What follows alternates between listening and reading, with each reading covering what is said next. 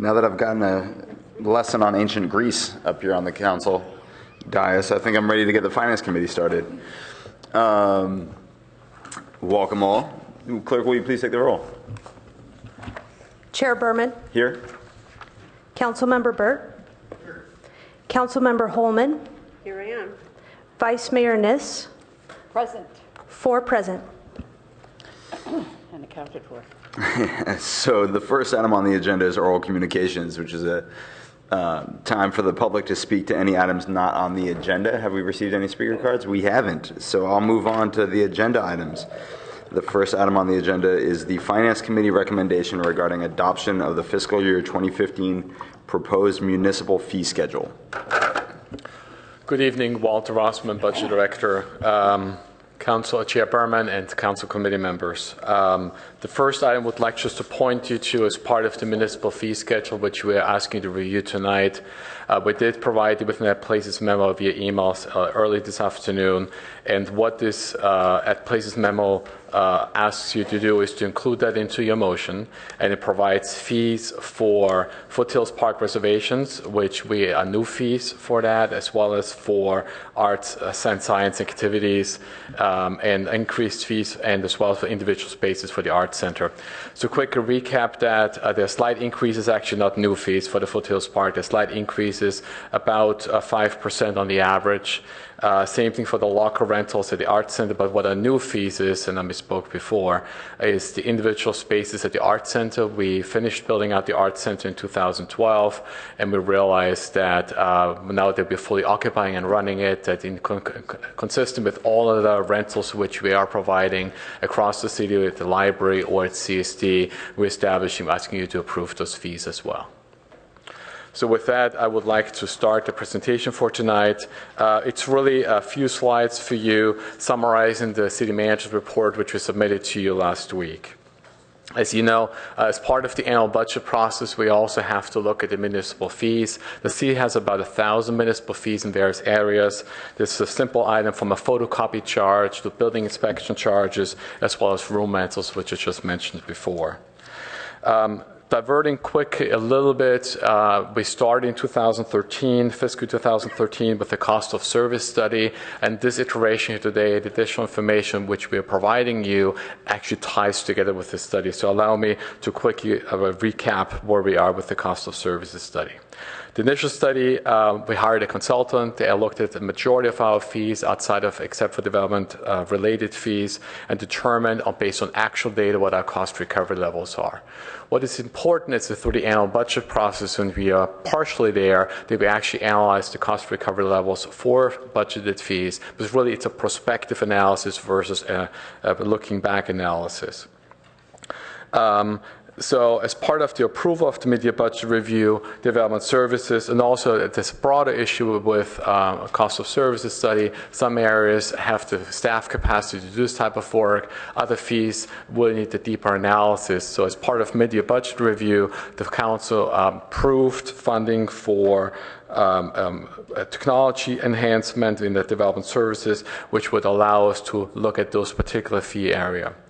Then what we also have in the fiscal 2015 budget proposals, we have a consultant study for planning community service environment, planning community services regarding fees. It's about $50,000. And we're asking also that you add one management analyst, and this means a community services department. This management analyst, beyond just assisting a heavy workload in a very small administrative section, CSD, will also be tasked to look at $5 million worth of fees, how we're setting them correctly, are we setting them correctly with the market, what is our cost recovery levels in CSD fees, etc. So we're hoping that we can advance the overall cost of services study with the 3 efforts, as well as then come back to the full council in the study session in fall to update the full council as has been requested regarding this cost of services study effort, and come back to the Finance Committee with the draft use of fee, final draft use of fee cost recovery policy.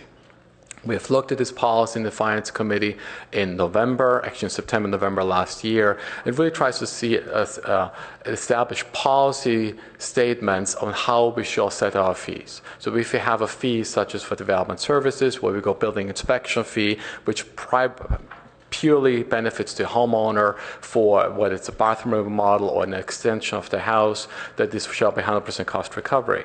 When we look at the fee, however, in community services, we provide arts classes to the community that shall be market-based, but it could also easily be that those fees are partially subsidized by the general fund. So this is what the policy discussion is about, and as part of to facilitate the policy discussion, we did provide additional information on cost recovery levels in this report to you. But before I delve into this, I just want to talk a little bit about the establishment of the fees and how they're different from fiscal year 2014 to 15. First, we did not in any way touch the fees for CSD when it comes to arts classes or science classes or for development services or planning. And the main reason for this, we still need the additional study on that. We need to understand those fees better. We don't understand the full cost recovery levels for those fees. So therefore, we set those fees aside. However, fees such as fees in the fire department, in public works department, in the administrative service department, we did analyze the cost recovery levels. And if the cost recovery level was below 100%, we did adjust them for the average cost increase to the city. And that is a 5.85% increase regarding salaries and benefits which you have experienced between fiscal year 14 and fiscal year 15 in order to maintain the same cost recovery level. Regarding new fees, we added about, I believe about 14 new fees, in addition to the fees which you have in place in front of you today. These new fees are primarily recommended in response to new programs or services offered and reflect current activity levels. For example, the library department makes Chromebooks available now and recommends approval of room rental fees for the Mitchell and Rinconada community rooms when they open in fall 2014. And the Community Service Department is adding rental fees for the Art Center, which I mentioned before. There are a total of 14 fees, which are recommended to delete from the in comparison to fiscal year 14 schedule. And this is primarily fees which are obsolete. For instance, we had a fee for media duplication, a 3.5-inch diskette, and as you probably can imagine, they are not used anymore today. Or the fee was duplicated. As it happened, we had the fee in one section of the municipal fee schedule as well as another, and that's the planning zoning map booklet fee, and we're removing out of citywide section but leaving with the planning department. Looking at the next slide, this gives you the first glimpse of analysis which departments started. We developed a tool for them in OMB, and they helped us actually fine-tune this tool. And some departments had the staff capacity on the smallest set of fees to actually look at that. So if you look, for instance, the real estate division, these are fees which are tied in with any kind of work real estate does, and they're the lowest and the highest range of the fees, 100% cost recovery. We actually had to take those fees down a little bit because as we did the analysis, how much staff time is spent on what kind of a person is doing the work, that we realized the fee was slightly above cost recovery, and per Prop 218 we have to adjust this downwards. If you look at documents, that's the actual documents which we are selling. So if someone wants to buy the comprehensive annual financial report, plus postage, that's 100% cost recovery, but also documents in ASD which are not, and I would have to quickly look it up to give you that example. Then looking at fire prevention, we have a huge range of cost recovery levels, from 13% to 100%. This obviously tells us we need to do some more work here. We need to fully analyze those fees, come back to you with recommendations through future cycles as part of the cost recovery level policy, and how shall we adjust those fees. Between 13 and 100%, that's a very wide range, and obviously that points out to us that we can potentially recuperate some of those costs from the fee payer. Same thing with development service and public works in the police department as well as in public works department. And I believe that concludes the report. Great, thank you very much. And I'll open it up to colleagues for any questions or comments that they have. I can start. Liz will start. I'm trying to think how to ask this in a way that is polite. But looking at this, I'm sure this has been carefully developed. They look somewhat arbitrary. what happened here is these fees have been established in the past, and since we're in discussion with the Finance Committee, or we started in fall and then later into the Council regarding the real policy statements and how should we adjust those fees, this is really information only, and yes, it appears arbitrary to us too. However, I think the next step would be understanding in detail more of those fees, coming back to the Finance Committee and the Council in a policy framework, and based on this policy framework over the years, start adjusting those fees. So, for instance, if we have a fee of 13% up here, I don't think it's. We will probably recommend to you to phase into higher cost recovery level over years versus making an abrupt jump to 50% or even 100%. So this is really for you and for all of us to understand better where we are with our fees, and really this shows the potential that we probably can recuperate some costs of that and therefore increase our revenues. So you're indicating we will be massaging these as we go along. That is correct. Okay. So, and also it would be helpful if we had some general idea of what other similar cities are charging. You know, for example, Santa Clara with their utilities and so forth. It's helpful to have some kind of benchmarking. I appreciate that, yes. Okay, thanks. Could I just sort of add something as background? I think for the most part what we're dealing with this year is just the sort of the marginal adjustments to existing fees that the city has. And the bigger discussion that we've had to some extent, but we need to continue, that we've talked about is really part of the whole cost of service study, where all of these kinds of, you know, looking at them, the comparisons, and then what are the objectives or the value systems that are informing setting certain fees? I mean, so again, just and that's outside of the scope of what we're doing in this year's budget. But the typical kinds of questions and you know, that can kind of come up, for example, is you know, like a lot of jurisdictions would typically say, okay, for adult sports, for example, we may want to say we're going to recover 100% of all of the costs. But for youth sports, we may say we don't want to cover 100% of the cost because we think incenting youth to participate in sports is a public good that we want to have, and we would set a price at a particular mean. And in one sense, almost every fee we have can go through some of that assessment. And then we have the other challenges always of setting fees in the same way that a vendor who's selling a product or a service wants to set it at the maximum price to recover, to earn a profit or recover it, but not so high that they don't get anybody to buy their product. And again, that gets really kind of challenging. And then lastly, and I think you all brought this up in previous finance meetings even this year, the question is that we also provide some services which, particularly in CSD, where we have competition in the marketplace where, you know, health clubs or the YMCA or other people are providing services. And do we necessarily even need to go head to head with some of those folks and sort of provide a service versus ceding that area to them and concentrating in more niche areas and that sort of thing? And I think maybe Lalo, you can help speak to just real quickly where we are sort of in the cost of service study process. Right. So our two areas that are the biggest producers of revenue are development center and community services.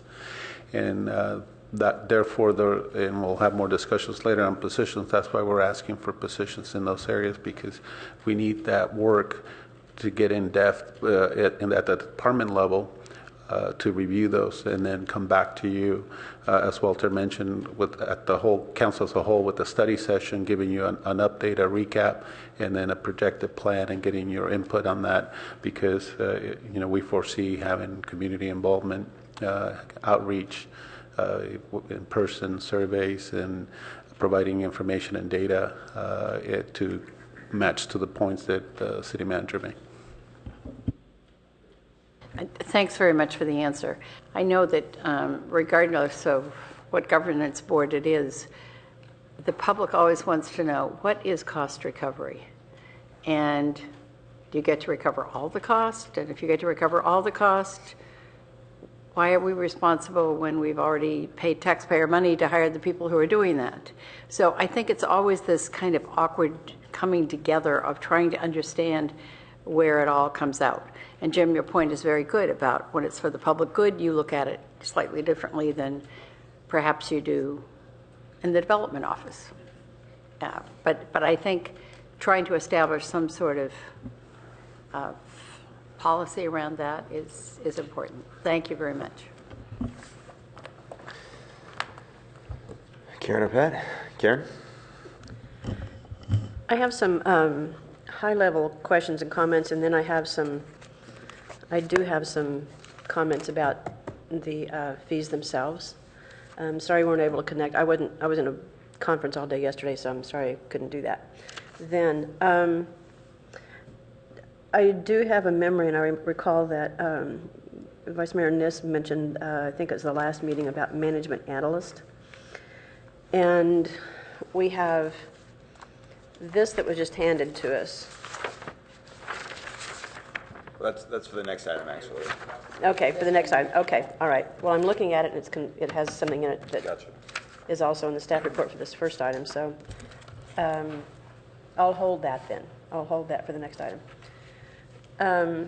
So having to do with the fees itself, or themselves, I'm a little bit confused about why the fee groupings and why the development services fire protection, this is on packet page 5, the chart about third way down on the page, why some of those percentages in terms of cost recovery are so low and we're not doing anything about them. And then the other thing is, for most everything except for development services and planning, I think those may be the only ones, we're raising the fees 5.8% to compensate for salary increases and benefit increases, but we're not doing that with those two groups, and that's where some of the major activity is. So why wouldn't we do that also? We can always come back and change it later, but why not capture it now while it's relevant and identified? Well, we decided to take a conservative approach here of first understanding the actual fees themselves. We haven't really done this for about 6 or 7 years, where we looked in specific detail on each fee and analyzed and figured out who does this type of work, who is involved, what's the overhead rate, what's the indirect cost recovery rate, etc. So hence we decided to first go through this entire process, and we realized, well, in order to do all that work, we really need to first change our system. So that's what at mid-year budget review, the council approved some funding for that, and we will start with that effort this next fiscal year. So we could have, you're correct, it would have been a policy choice, it is a policy choice to increase those fees as well, and we would just potentially going higher than 100% cost recovery level. So that's the only concern we had. And can I just try to make that a little clearer? At least in the case of development services, for example, one of the changes that we mentioned that we've made this year is, one, breaking it out separately from planning, and then two, pointing towards next year and actually setting up as a separate enterprise fund separate from the general fund. But the basic concept is that we cover the development services function 100% through fees that are charged for services, correct? So we really can't set the fees really at a higher level than the costs that we have, because then technically somebody's going to come along and say, well, wait a minute, you're charging me more than it costs you to provide this service. The challenge, however, is that we have so many different fees, and you can see we might have a couple of fees in fire prevention that are down at 13% cost recovery. So you say, well, where's 100%? But if you have a whole lot of fees and we have to make estimates on where the activity is going to be in the course of a year, we try to set an overall budget that just says if the departmental budget is $10 million, we've done a series of estimates that estimate that we're going to get $10 million in revenue. And I think what we're just acknowledging here is as we move forward in the future, we've got to have not just ways to look at what the fee recovery should be, but ways to really get even more granular when we're building up a budget to sort of say almost at every level. But even then, we still have to make projections. So the truth is actually we're still assuming in some areas we may actually somehow over-collect and others under-collect, and it all balances out. So until we can get to the point, we can't, for example, we couldn't go through ahead and say, how much do we think we're going to have in each area? And then even to say to one, well, we really need to increase this to 100%, and then suddenly the aggregate of what we're charging is over 100%, and we're making a profit, so to speak. So it's just sort of this challenge of having individual fees that might seem like the fee isn't set high enough, and yet the collective experience of what we're going to have in development services passes the common sense test that we're not trying to set a budget that is driving towards a profit. And I'm maybe not being clear enough to figure out how we do that, but you can imagine we have hundreds of different permit thousands during the course of a year. Well, we can estimate, let's just say we did building inspections at 100%. We can estimate we're going to have 6,000 building inspections, and in reality we have 5,000 or 7,000. All of those build up to the fee estimates and the revenue estimates we have, and then the estimates we have to say how many building inspectors are we going to have. So you got to look at these individual issues in combination with the collective. There still may be some areas, I'm just going to argue, I'm getting out of my league here, but there may be situations where actually even with fire prevention we would say maybe we don't want to have 100% cost recovery, because again we think there's a public general good for there to be enough people, doing enough work on fire prevention and incenting people to do stuff that we actually want to underprice it so people don't try to avoid having fire inspections and those sorts of things done. So. No argument there. The thing that I'm still not quite clear on, and I understand about the 100%, you don't want to go over 100%, and but it seems like there could be some targeted areas within planning and development services where we could at least increase the 5.8% and not jeopardize that, and especially given that we're doing that with pretty much everybody else. I don't know what makes them so special that we can't do that. So I'll leave that there at the moment.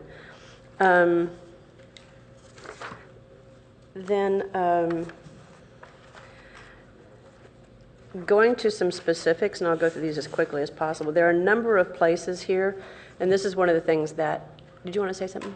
Okay. There are a number of places here where the references are missing or wrong. So to give you one example is, and by the way, when this goes to council, if you could put the packet page numbers, I think that's probably an established place, but if you can move something so the packet page number doesn't obliterate the page number in the... I'm getting a no nod from Beth. Apparently it's the system limitation. I'm sure the packet page number is in a specific place, but what I'm saying is maybe in the file that is the municipal file. We can move the footer up. Yes, are you looking at, are you talking about attachment A in this? I'm talking about attachment A. Yeah. Yes, pretty much every page. Yeah, you know what I'm saying. So in the file that you provide to them, raise that. Okay. I'm sorry that we sent this to the Finance Committee. We only have a few marginal fee changes, and we've now opened up all of our fees to your guys' questions, which I think is a terrible idea tonight. But anyway, we've already done it. Well, actually, when you haven't been on finance before, you get a better chance to look at these. But there are a number of references that really are missing. Most especially the ones that say that they're listed in the planning department and moved from planning to zoning or to building. A lot of those are like non-existent, or they're not present where the reference is. And I can go through, not now, but I can go through a number of those. One example is on packet page 21, the first item where it talks about appeals, and it says in the 2015 fee, it says other application pages fees on page 17.7. There is no packet page, or there is no page 17.7. I actually found it in 21.5. So I mean, just as an example. So I don't need to belabor that. So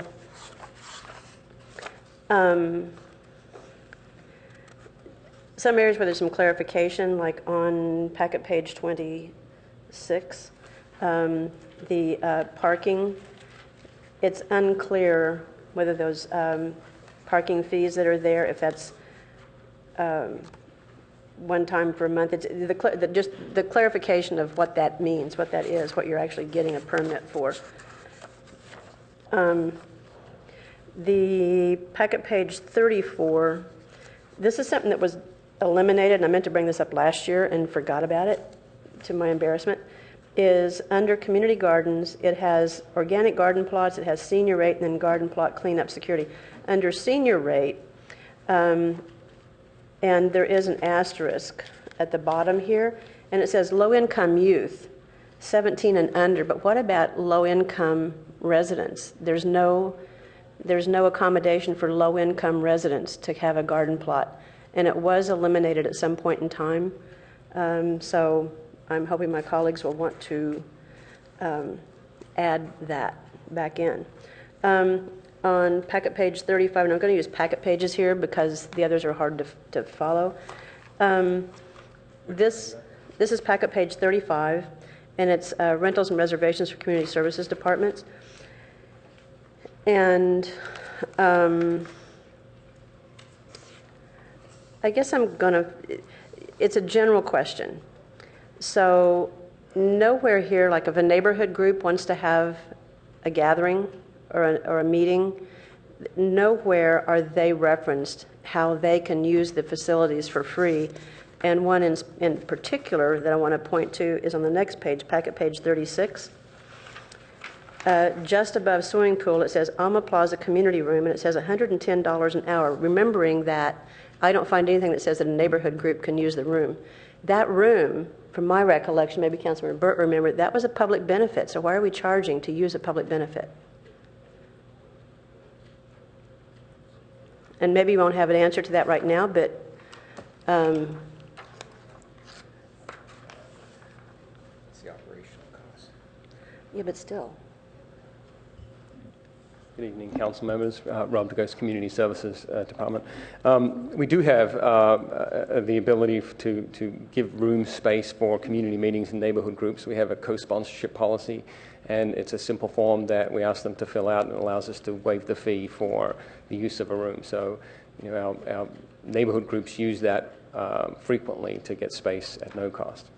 Maybe that could be clarified in the language here because it doesn't reference what you just said. Okay. It doesn't reference it at all.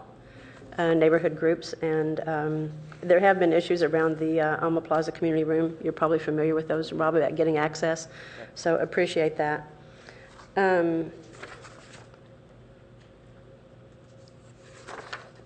blah, blah, blah, blah. I thought on packet page 39, and I could be wrong, it's about halfway down under special equipment. It's Canoe Foothills Park. I thought I had read that fee being different someplace else, and I couldn't go back and find it anyplace again, but it's just if you find it, great. If not, my error.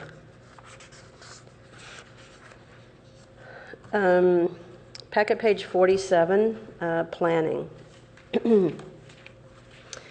And in the text at the top, it talks about multiple fees may apply to a single development project. However, when this fee requires a deposit, only the deposit shall be collected. Processing costs for all permits would be billed against the deposit. If the project requires an environmental impact report or other study requiring outside consultation, a deposit equal to 100% of the consultant cost shall be collected in addition to any other deposit or fee required. So I guess the question that gets raised for me is,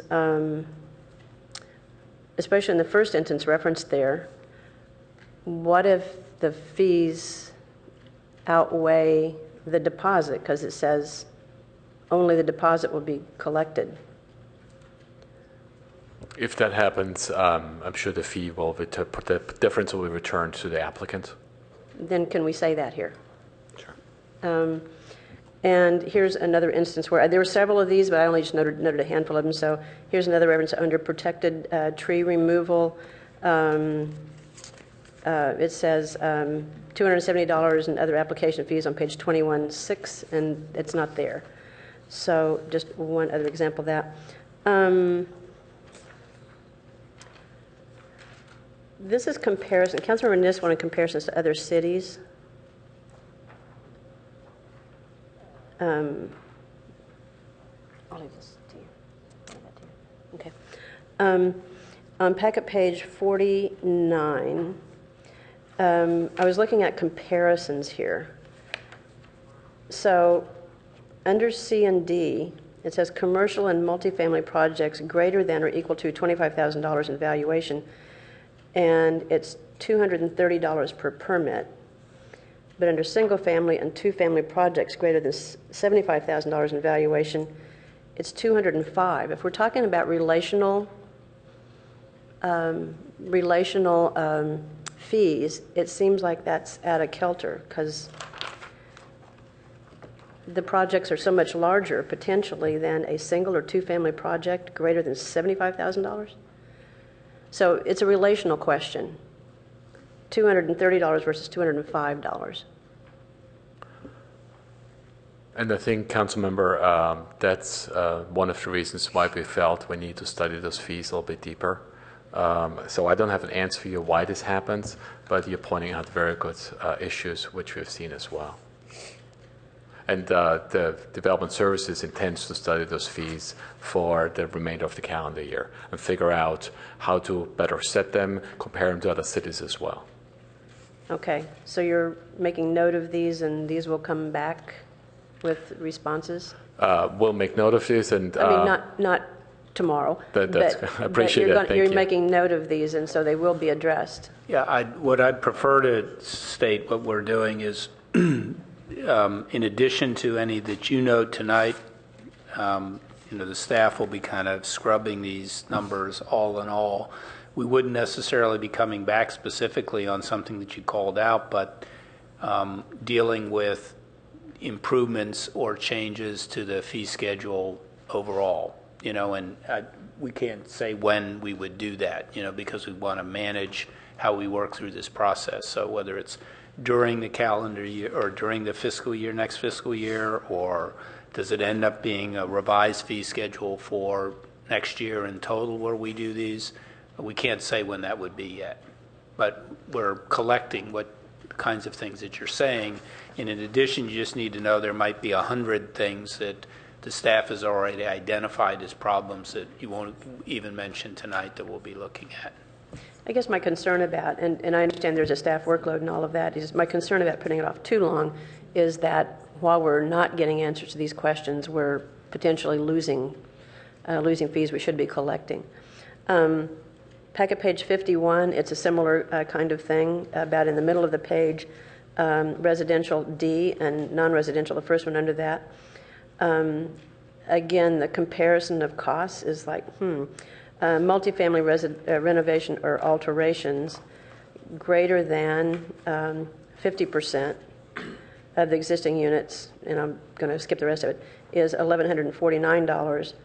But new construction greater in non-residential, new construction greater than 1,000 square feet, including additions or 60 building rebuilds, is $1,443. Again, the relational fees there seem to be pretty out of whack to me.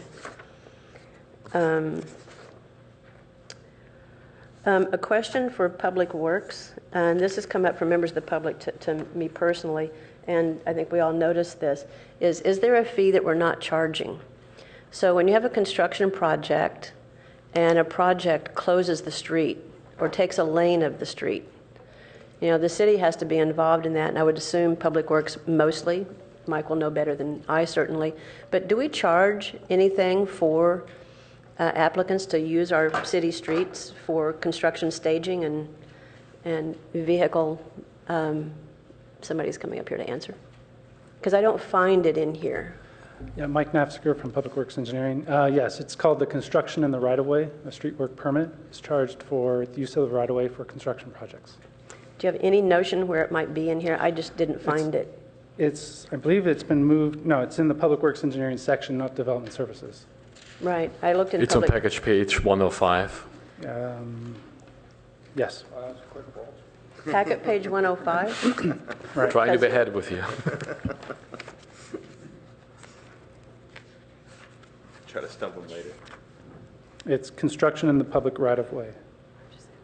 Okay, so it's Public Works Engineering, so that's okay. Correct. So I didn't find it there. Okay. All right, good. Thank you for that. Appreciate it. You're welcome. Then there were some things that were moved to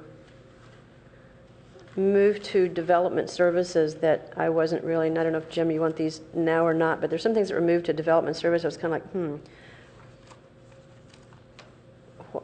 why move to development services? And hang on a second. It's not this page. Oh, yes. On packet page 73, extension of building permit or building permit application, about halfway down on the page, and it's $54 if that helps you identify it. And then reactivation of expired building permit application. It seems like the planning department would be the department that would determine if, especially if they're expired, if there's, any issues, rather than building department. We have planning staff in the Development Services Center and in the Development Services budget. So I can't speak to that one in particular, but the whole idea of the Development Services Center now is to have a one-stop location, even though it will have functionalities from different departments or service areas. And if I may add, the building division, which you're looking at right now, is really the core function of development services. So the biggest portion we are moving from planning into development services, the building division. So these are all the fees related to that. Okay. And on packet page 75, under plan review fees, building plan check and zoning plan check, and it's 30% of the building permit fee or 80% of the building permit fee. Again, it seems like, understanding that you're proposing to have planners in the building department, but it seems like that's a planning department role, it would seem to me.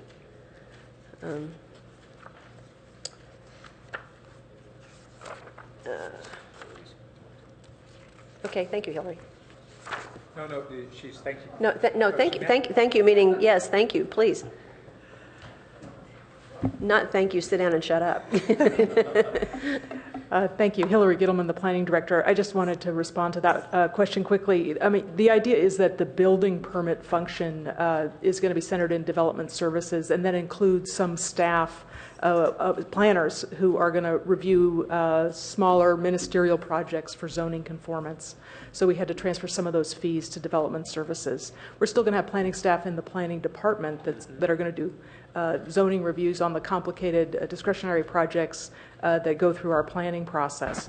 But this fee, because it's building permits related, made sense to transfer over.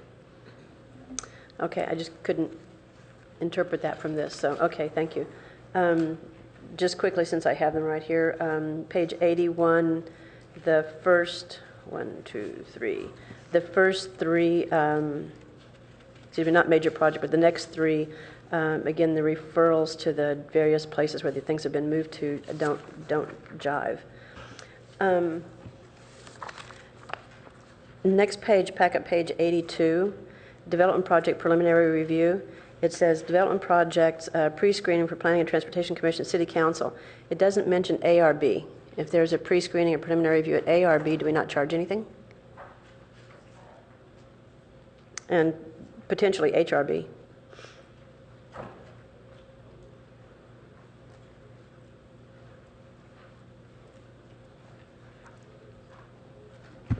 I'm sorry, again, Hillary Gittleman, the Planning Director. I don't have that in front of me, but there's a separate fee for the ARB preliminary review process. This relates to a pre-screening related to a zoning application.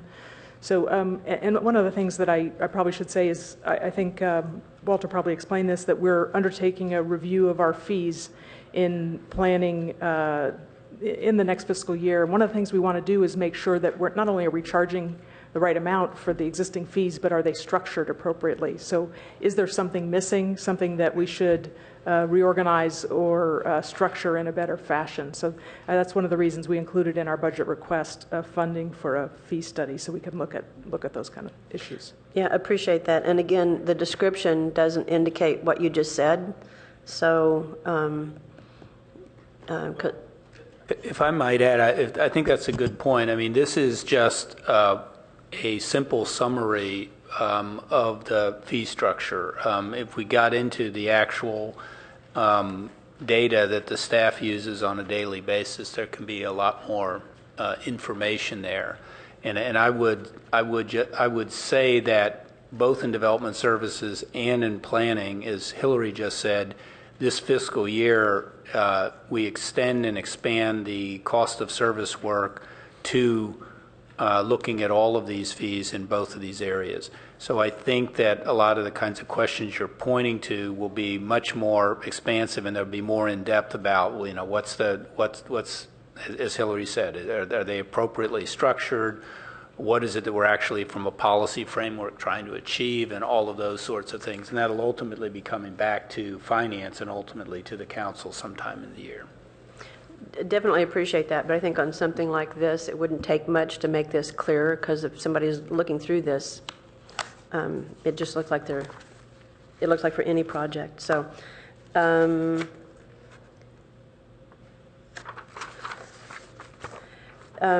packet page 84, at the top under director's approval, it talks about oh, I found this someplace else. Hang on. I think I have to come back to that one. Later down on packet page 84, under legal review fees, and maybe this is a question for Molly, it talks about legal review fee, transfer of development rights projects. It has a number of $1,082 there. I have no idea. I have to assume that's accurate. But there's also a covenant that's required to be written, and it seems like that. I don't know if that includes it or not, because comparing that number to some of the other numbers, it seems like there's no difference. So, like, for instance, legal review fee for historic resource major project is $1,082 as well, but that doesn't require the writing of a covenant, which can be quite labor intensive. So I'm questioning if that number is close even to capturing the amount of time spent. I don't know if Molly wants to respond to that or not.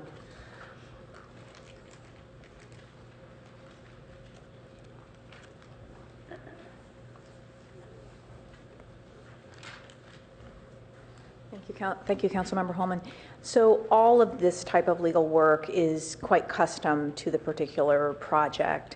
I am not familiar with the details of the work that was done to formulate the particular numbers that are before you today, but I imagine that my staff was consulted in terms of an average or a typical project to support a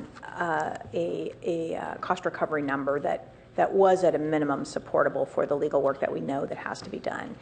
In any given case, we may be doing significantly more work on a given project, and we wouldn't have an ability in advance to determine that on a proactive basis in this way. So it's not possible to say, like, well, if we have to do a covenant, kind of here's the average of what it would take to do a covenant or write a covenant?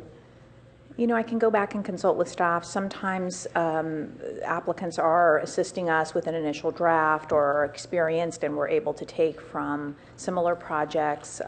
Other times we have custom projects that are unique and require, more customized type work. It's difficult with our line of work to predict that in advance. Okay, great. Thank you for that. In packet page 85, the next page, it's I probably shouldn't bring it up here, but it talks about legal review fee. But what I'm really trying to get at is the charge for variances, because the previous page has director's approval for home improvement exception. I didn't find exactly where I should identify this, but the charge for variances, because we do something very odd here, and I think I may have mentioned this to you, Hillary, when you first started, perhaps. So what we do that's really odd here, it seems to me, is variances are lumped together. So you can have, and I'm not saying what the right way is to do this, but I think at least you ought to consider it. So if you have 6 variances on the same side of a property, they're counted as one variance. So if we're only collecting a fee for one variance because that's how we count them, then I'm not sure that's a very accurate way to collect fees and assess what the amount of work is that's done.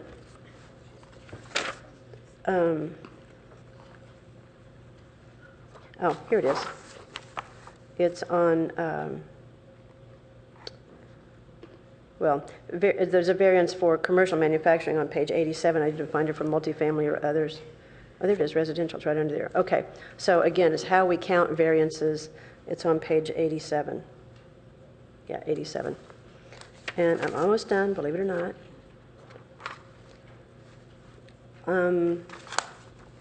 A question on page 89, because we just went through this. The very last thing on the bottom of page 89, and again, if we're looking at this as a tool for applicants to look at and whoever, planners or whoever to look at, it says, for housing impact fees, it says $19.31 per square foot applies to non-residential developments. But when we looked at development impact fees, not all commercial is charged the same way and the same rates for housing impact fees or anything else. So, but this looks like everything's charged the same, whether you're retail, manufacturing, or office. Planning staff can chime in, but this is one fee that is going to have its own study, and that's part of the plan to review the impact fee as a whole, similar to the review that we were doing for the new proposed fees that we brought to you earlier. But I think that's part of what we did was we determined that, and the consultant was saying that light manufacturing doesn't have the same impact as office, so why would we, at this point in time, be charging everybody the same fee? And as a matter of fact, at that meeting, for under housing impact fee, I think it was stated at that meeting that general office isn't charged a housing impact fee, and I questioned that at the time, so at some point in time that needs to be clarified as well. Yes, Hillary, thank you. Councilmember Holman, thank you. Hillary Gittleman, Planning Director again. I think I want to take the opportunity to get back to you about this issue. We are undertaking the kind of nexus study we're going to need to update the housing impact fees. So we're going to look carefully at how we charge the fees and whether we're charging what we can. And hopefully be able to adjust the fees, just as the other impact fees that the council's been working on have been are being looked at for adjustment. Housing is housing impact fees get quite a bit of attention from folks who are in the housing business, and so we want to take a careful job of doing it. We're actually taking a regional approach and working in collaboration with jurisdictions in San Mateo County to look at all of the issues that we need to assess whether those housing impact fees are structured correctly, and then whether the amount we're charging is correct. Yeah, I appreciate that, and I guess my caveat to that is I would just hate to see us charge retail or sort of, overcharge retail when it's been stated that retail doesn't have as much of an impact while we're doing that study, because we don't want to disincentivize income-producing uses. I understand. I think to make adjustments to the existing fees, we're going to need this study. It's a little bit of a chicken and egg, but we're working on it. It's already underway, so hopefully we'll have the results in short order. Okay, so those are my comments on the fees themselves. Thank you. Pat? Yeah, just a few things. One is that when Karen was discussing the development center fees, there were actually two topics that I think she was talking about. One is how we allocate the fees for different functions or areas within the development center, and the other, though, was why the entire set of development center fees is not going up by that 5.8% this year. And so I'm not sure that second thing got talked about or responded to. If it was, I missed it. In the aggregate, we're at 100% recovery, and that's what we were trying to explain, and let me try it. So we're at 100% for 2014. I think the point was if we're anticipating our costs will go up that much for 2015, do we need to adjust the fees in any way? Or are you saying that because, yeah.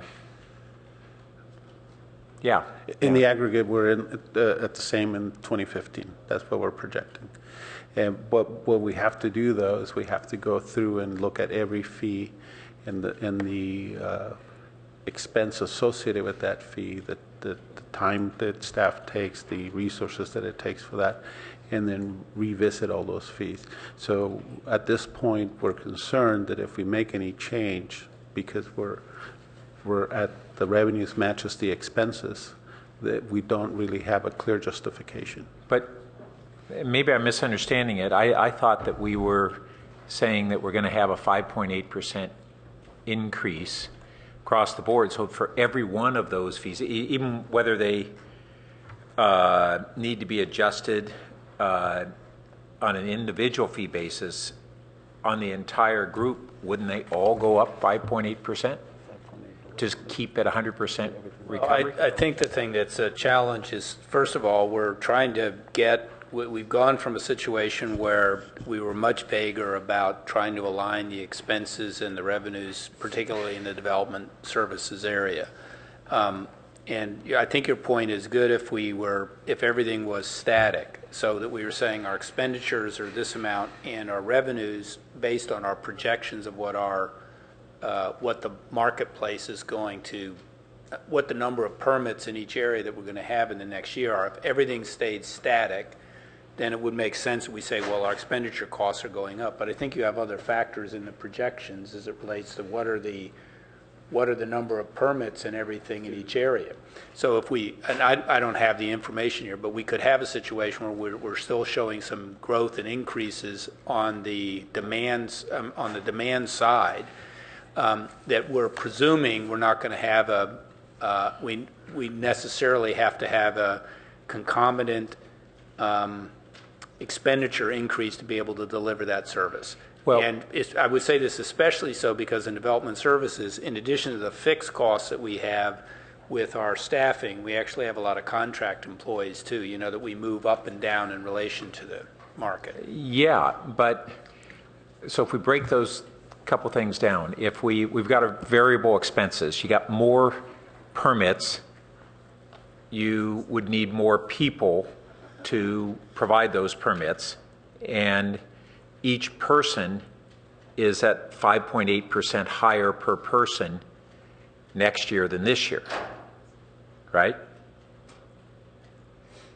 And so you're going to have, like in those contract employees, that's going to be a variable expense that you're going to add man hours.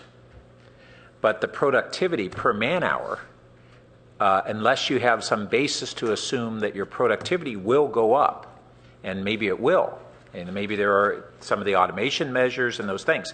If that's the reason, then that would be a good reason to say we're actually projecting our productivity will go up, and therefore we don't have to increase our inflationary rate for each employee. But if we're just saying that, no, we don't think it needs to go up because reasons I don't quite understand. I mean, if I had customers and I see that I'm going to have, say, a 10% increase in my cost per employee per year, unless I'm projecting that their productivity is going to go up by 10%, I would raise my fees. Well, I agree, but I mean, there's so much variability in development services, right? I mean, we could have more in vacancy savings than a department-wide 5-point-whatever% increase, and in that vacancy savings, what we do is we're hiring contract people to do it. But I think maybe the problem lies more in the way that the staff has expressed this.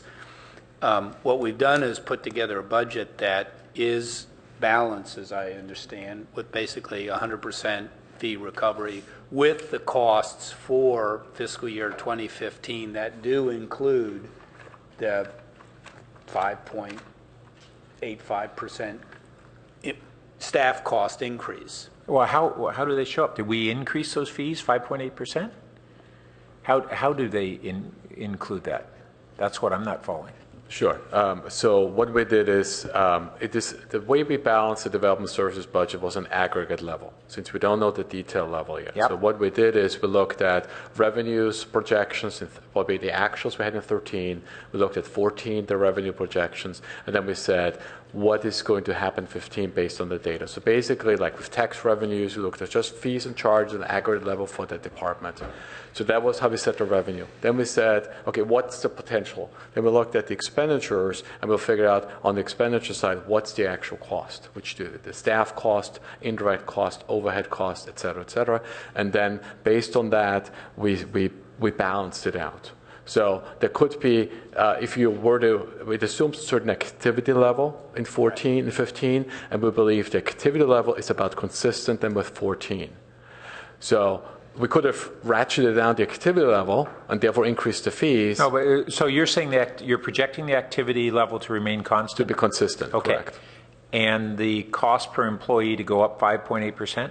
That is correct, but you mentioned a good point, Council Member, and that is we are improving the efficiencies. If you think about what Peter brought forth last week or 2 weeks ago, his time it takes to process fees is reducing. So therefore the cost is reducing too. So we have a lot of variables there, so that's why we felt it is more appropriate at this time to just study the fees in detail so first. Is it then accurate to say that we can't predict with precision our improvement in productivity, but as a best reasonable estimate, we're saying that the increase in productivity will be approximately the same as our inflationary costs per employee, and that's why we're not increasing those fees? Is that? Well, I think you could say that as one factor, and productivity could have a lot of different components. Obviously, if we're processing per unit processing time is faster, then we've got productivity there. In addition, as I said, if we have staff vacancies and we're not hiring staff and yet we keep a contract person on at the same cost, and then we're at a level area. I think your point, though, is also a good one. I mean, the alternative is right now we've got a budget that's balanced at 100%. So if we wanted to add 5.65% or whatever the number is across the board, we'd have to make some adjustments there. Do you know what I mean? Just well, but that adjustment could be assuming that the cost per employee is going to go up. That would be the logical, normal adjustment. I mean, you'd say, if I'm going to, the reason that you're going to increase the fees 5.6% is because you're assuming that the cost per employee is going to go up 5.6% or whatever it is, 5.8%. So that would be the simple thing. It's two sides of the ledger. That you wouldn't change one side of the ledger based on inflation and not the income side, and not change the expense side right. Based on inflation. I hear you, but I mean it begs the question as whether or not we actually were over collecting this past year on our existing schedule. That may be. So all those. So we get into those other things. I can handle all those. The one that says, no, we won't do it because that would mean that we'd have to increase our expense side, or the explanation wasn't there, and it hasn't been in this dialogue as to, okay, there's a bunch of explanations that I could accept, and they haven't been getting offered. So. Well, we made the mistake of saying it one way, but now we are adding some other things, okay. And it's really, I think it's just an indication of we're moving from a situation where it's been very sort of fuzzy into getting it more specific, but we're not there yet. Okay, so moving on then to kind of a, yeah, go ahead. To follow on that as well, it seems that the same argument could be made, though. It's like we're raising the other fees 5.8%, the ones that we are, but not these. It's like, aren't we under also jeopardy of like overcharging for the others, where we're raising them 5.8%, but just as we would be in development and planning. So Actually, there still seems to be a hole in the bucket. The fees which we are proposing to raise, we actually studied in detail, where we analyzed each fee's activity with staff. So that's why we feel comfortable we're not going to exceed the cost recovery level of 100%. Okay. And then the other thing that I would just offer as a suggestion, in particular, as we're looking at the development center adjustments within different areas, but really in other areas where we're attempting to get closer alignment between where we want to be and where we are, is don't try to nail it in one shot necessarily. And you were saying that, you know, you've got in the development center these different areas. They're all supposed to come together as 100% cost recovery. So if you move one around, you put the other out. So my recommendation would be get it closer to right before you try to get it perfectly right. And maybe that's what you're already doing. Another question, I had a follow-up on this right-of-way fee that we charge. That's on page 105. And as I looked at that, I wasn't clear whether that is a per project, per day. It's a fee. But I couldn't find in this table what's the basis. Per block? You know, there's several metrics that might be able to be used. Mike Nafziger from Public Works Engineering. It's per project. So Okay. It's the amount of off-site work that takes place for a specific project is estimated, and the fee is applied to that amount of work. So, so we've got an amount per project based on the dollar amount of the project? Correct. Okay. So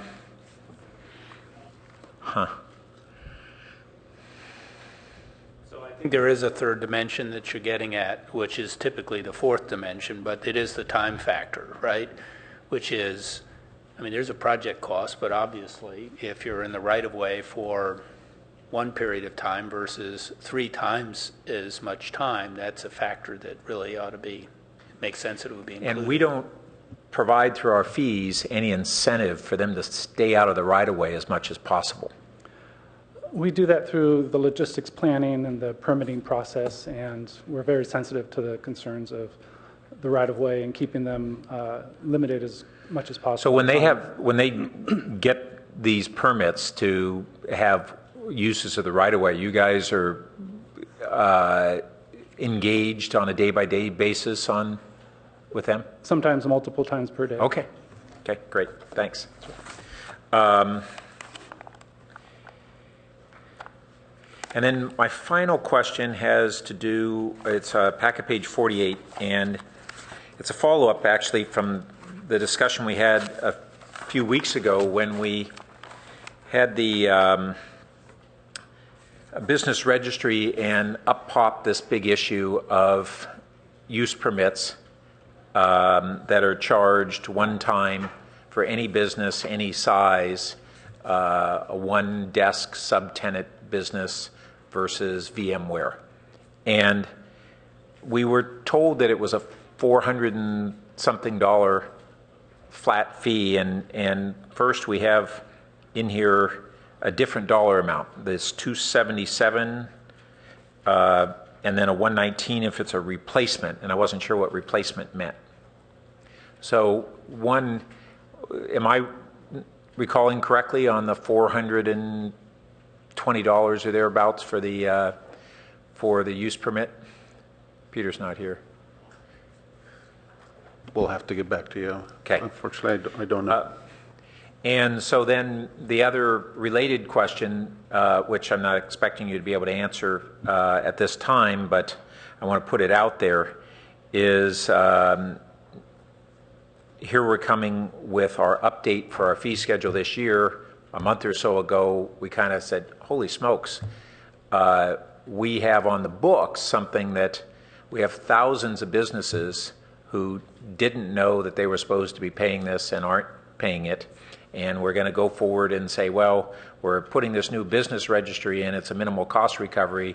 of, $60 a year, but you're now going to get hit with a one-time $400. And that's not an insignificant thing, and it's not a small amount of money either in aggregate. The numbers were a couple thousand businesses, but we didn't know how many. On top of that, why, if we're talking about cost recovery, a one-room subtenant would be the same use permit fee as a tenant with thousands of employees, and that's in our updated fee schedule, we're sticking with that. That's real problematic in my mind. Jim, I don't know if you caught it, but it's two parts here, but part of it is that we're sticking with the same apparently broken use permit fee structure that we stumbled upon a month ago with the business registry. I think we'll take discussion. a look at that one. Okay. That's it. Thanks.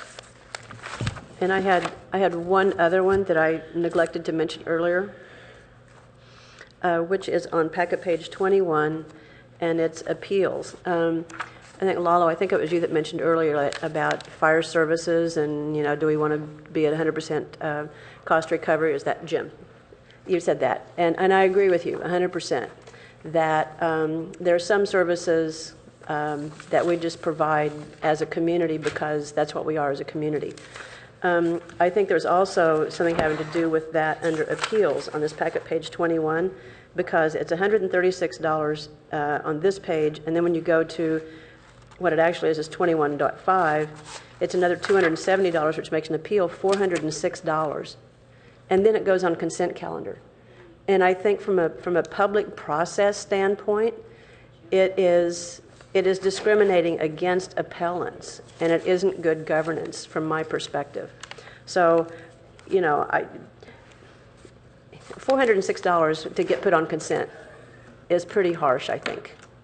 And then it takes 3 council members to pull you off. And for its individual review, it's 4 council members to pull you off. It's not good governance from my perspective. So to me, I think that ought to be reduced to something like, $250 or something that's a little more palatable. I don't know what the magic number is, but 406 just is like, that's real money, as they say. So I don't know what my colleagues will say here or at the council, but I really hope staff will take another look at that in regard and light of what's good governance. Well, I think as Hillary said, they'll be looking at the planning fees, but I would just also say both the discussions council has had on things like this and then a career of looking at fees. I mean, obviously, anytime you're pricing anything, it's an expression of values, goals, and there can be a lot of different perspectives or objectives, and they can get pretty complicated as to what it is that you're trying to achieve. So, I mean, there may be some countervailing reasons that ought to be part of a discussion on this particular one that could make a case. Well, there is a rationale for why it is set for that. And then ultimately, it's the council's decision about how you want to balance out those different things. So, if there's a counterbalancing argument for why the fees should be what they are, I would like it to come to council when these come to council. Yeah, well, I'm saying I think that to some degree or another, there are questions like that in probably almost every single fee that we have. And so I think the process is, as we have more detail in the review, in both, almost all of the conversation today is focused on planning and development services, for which we have yet to do the cost of service study analysis. And so I want to come back to that.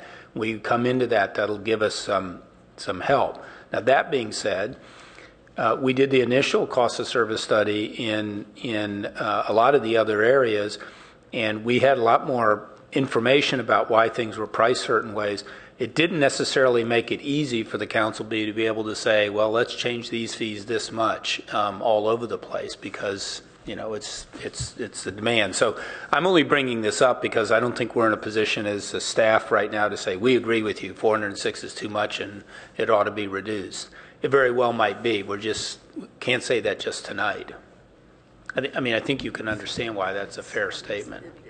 Yes, I can, but I also think this is a bit of a unique situation. It's not like the other fees. This is a governance issue from my perspective.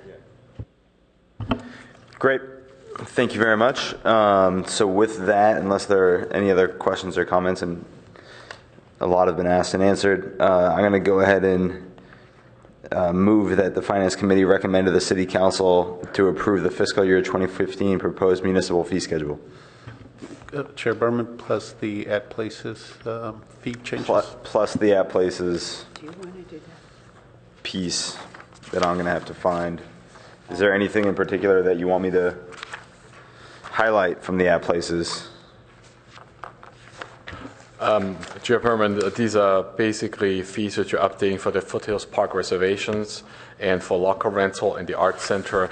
And there are new fees for rental for the Art Center studios, ceramic studio, and the children's clay studio, etc., which are consistent with the other rental fees we have across the city. Great. So I will add to my motion that it include the changes recommended in the at places memo. Could I ask a question? Please.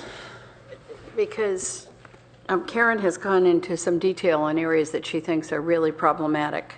But at the beginning of this, I heard the indication that we're going to keep working on this. If we accept it as it is tonight, that would indicate you're not going to keep working on it. These are the fees then for the next year, without question. And I think it's important just to discern which is which. Are we saying these are the fees for 2015, or are we going to keep working on and adjust these fees as we make any tweaks to them during the year? Well, Councilmember Niss, we're saying that these will be the fees for 2015 if the council enacts what, say, the committee recommends.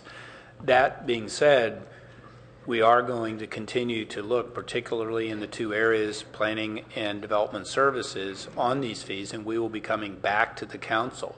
And you may be in a position where before the next budget year, you would be recommending changes to some of the fees, and then that action would take place then. So I would second that with that caveat that there could be those changes that take place, and that mid-year, and you will come back and discuss those with us as they happen. Yes, and as a finance committee. Yeah, and if I might, I really want to repeat something I said earlier.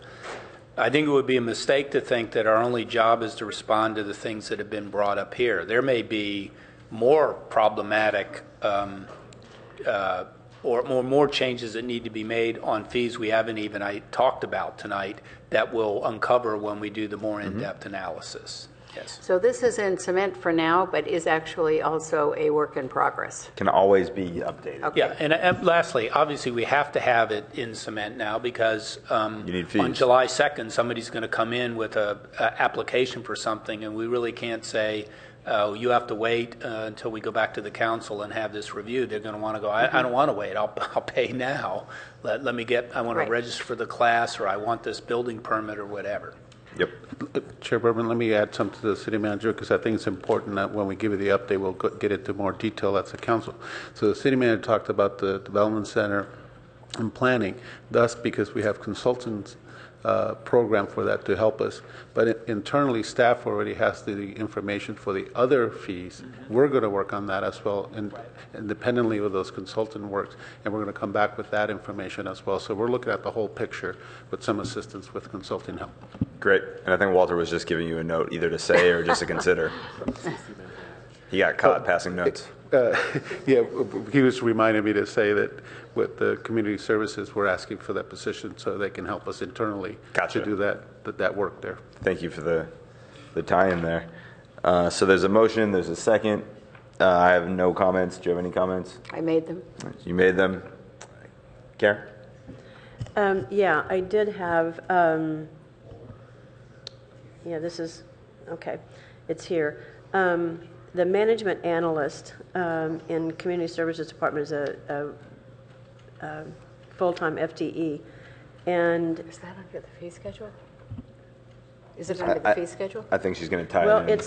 Well, I'm assuming you're going to tie it in. Staff just mentioned it. Well, staff As- mentioned, We're going to talk Staff about it just in roll the it into this. positions, but if you want to go ahead and ask your If question, you want we'll try to, to if you want to answer. hold off on the positions till the next item, I'm happy with Let's that. wait with that so they're not mixed up together. Let me anticipate a little bit of your question. There's, one of the rationales for this position is to be able to support the cost of service study.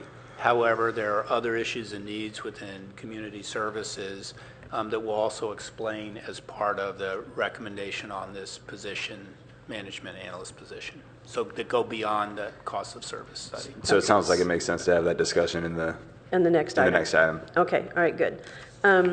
So I'm going to support the motion, but I'm also, because Vice Mayor Niss added the caveat that this will be coming to us, or at least some of this will be coming to us as soon as possible, and hopefully we'll have a mid-year. Because there are a handful of these things, for instance, the appeals fee and the clarification about use and occupancy permits. There's some of those things that I don't think are rocket science, and that can come to us in shorter order. If it's even possible to get clarification on those for the council meeting, the full council, on those two items, it would be greatly appreciated. All in favor? Aye. Any opposed? That passes unanimously. So let's move on to agenda item number 2, the budget wrap-up. Would staff like to kick us off with a Sure. presentation? Walter Rossman again. What we placed in front of you today is the budget wrap-up memo, and just what it does really, it takes information requests which council committee members had during the last 2 weeks or 3 weeks we spent together here in the chamber, responds to those. So as well as it may ask you or may inform you, we weren't able to provide you at this time, but by when we will provide the information to you. It also wraps up the decisions which you've made on the tentative approval of each budget, the motions, etc., and documents all that work. And this all will be incorporated when we bring forth the budget recommendation from the Finance Committee to the full council. Additionally, what we have today, we have a few recommended actions for you to look at, and we ask you to approve those as well. I will go through those a few moments, and then we're going to go into a PowerPoint presentation, a short one, which we provided paper copies at the beginning of this meeting. So let me go through quickly the items, the recommendations. One of them is a rather ministerial change. We're changing a title and table of organization from purchasing manager to chief procurement officer. We're asking you to approve that because we feel that through the recruitment process for this position, this will be helpful of attracting qualified candidates. As we have on Tuesday, we brought forward a position change to you for the facility manager. Public Works Director Mike Sarder presented to you that instead of adding a full-time benefit position in Public Works facility management, we prefer, we're changing or revising our recommendation to do a consultant study instead. Similarly here, people strategy and operations, the proposed budget includes a recommendation to add 1 senior management analyst. In lieu of doing that, we're asking you to support, for the same or similar dollar amount, a consultant contract which allows us to actually look at best practices for human resources policies and procedures, including the usage of our systems to support those. The council, as you may recall, on May 19th approved additional funding for human resources allocation process of a CPI of 2.6%, which is equivalent to about $31,000. So we're asking the Finance Committee to include this in the recommendation of the budget moving forward to the council. Then, as a third position, which we're asking, we're changing, instead of offering or recommending a full-time benefit position, we're asking you to convert those dollars into a temporary position. As you may know, the sustainability officer recommended adding staffing in his office one time in order to support major work efforts he has, including seeking grant funds for the city, and he believes that with seeking those grant funds and getting approval for those, this will potentially support a continuation of the position. But we don't know that yet, so we're asking just for a temporary position at this time. One thing which we forgot to add in the proposed budget is continuation of Project Safety Net Director funding. This has been done previously on an annual basis through the Stanford University Medical Center Development Fund, and we ask you to continue this temporary position for another year. Finally, as a final item, as a recommendation is the committee on Tuesday suggested that we break out the Baylands Interpretive Center improvements and boardwalk feasibility study into 2 different projects, and this recommendation is included here as well with project pages attached. So with that, there are quite a few information requests which we're responding here today, and I may quickly highlight them. One is on the kickoff meeting now on page 3 of on the packet page. On page 3 of the wrap-up memo, you asked on the salary benefit reserve how many FTEs are affected by these particular funding sources or salary allocations and benefits allocation in the salary reserve. So we brought this forward here to you. Then you asked about what is the 10-year looking back expenditure growth versus 10-year look forward expenditure growth, and we provide that to you with a chart. On the average, looking back 10 years, expenditure grew by about 4%. Looking forward, we project it to increase only by 3%.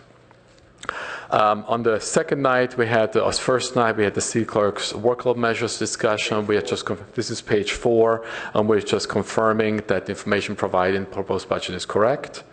And then additionally, we asked for positions review, which we're doing today, and we actually have done during the last 2 meetings. We're asking the library department will provide some information to you regarding ebooks, and there will be some additional information we couldn't provide today, and we'll be bringing forth that in spring 2015. Then you asked for additional information on 2 positions, which we're going to discuss later on in our program, in our presentation. And then shuttle program funding, we had discussion on this last week as well, and I just want to confirm with you, and there's some information here provided you on page 6, which probably summarizes this most importantly for you. Walter, when you go this, are you just giving us an overview and then you're going to go in depth on these? Or That's correct. Because we just got these at places. So let me just add a little context. So for the most part, what Walter is doing is he is just starting with the city manager's proposed budget that I presented, and then responding to issues or questions that the committee has brought up along the way, or omissions or changes, for example, to project safety net that need to be added. So this is a way to sort of track everything from the proposed city manager's budget to what would be ultimately allow you to make your own recommendation. And in truth, even though this sort of for a second sounds like a lot, there's really about 20 different things here. And then we're going to come back on all of the positions for a more detailed discussion. But my question was really the summary that Walter's giving right now, is that the depth that we're going to hear orally tonight? On these? Well, no, in 2 ways. Number one, we're going to loop back for more discussion with the council, for example, on the positions. We want to give you sort of revenue and reserve updates. And then if you have questions, for example, if you want to talk in more depth about the shuttle program, yes, we can do that. Really, the issue is that this report looks like it does a really good job of addressing the issues, but we got it at places we haven't read it. Yeah. And so if we're getting orally kind of the summary view of what's in here in greater depth in writing, but we're up here and this is our I'd like to think about it as a way of when you're giving a talk, you say what you're going to talk about, then you talk about it, and then you say it again. We're doing the first part. He's just telling you what we're going to talk about. That's what I was trying to understand. Correct. Thank you for the question. On the shuttle bus funding, we had discussions last week how we will use those funds, and what we're doing in this report is outlining for you the base funding level of shuttle services, the additional funding available, sort of have on page number 6 in the table, source and use statement in essence just for this particular program, $1.64 million, which includes a route with East Palo Alto, and confirming with you that we will return to the council with any kind of expanded service in a separate action. We don't ask you to take any actions regarding shuttle service here today. It is rather as we move forward with contract award, incremental steps in June, and then later on next fiscal year, we will bring forth any kind of budget amendment changes regarding that service. On the airport fund, you asked about how much potential revenue we could get by beyond when the terms and the other contracts expire with the current FBOs, the fixed-based operators, and we're giving you a range there based on the study which was done in 2010 and based on information which we have today, and we believe that we could increase the current revenue level of about $750,000 to $1.2 to $1.5 million, but that would not happen until this contract expire in fiscal year 2018. The vehicle fund, you asked the specific breakdown of the types of vehicles we have in the fleet, as well as the type of vehicles we want to add to the fleet and the average cost factors, and this will provide us an attachment here as well.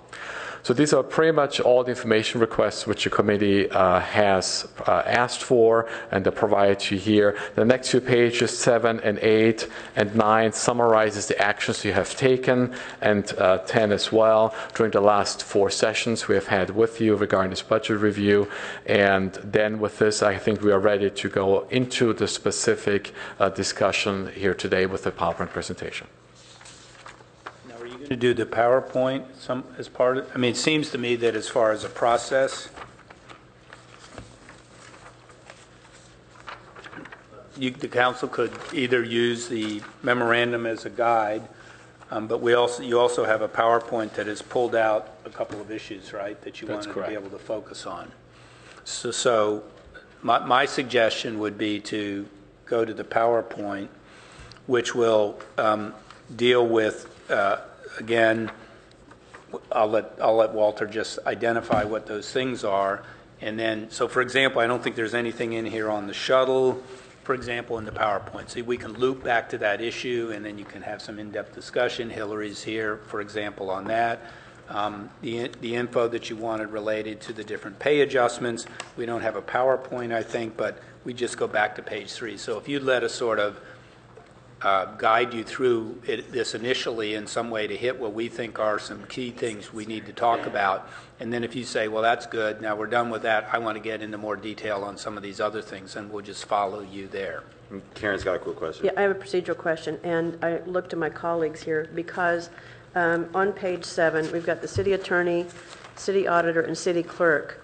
None of those, there were 3 of us present, and I recognize that. So I don't want to be disrespectful of whoever wasn't here. I don't recall exactly.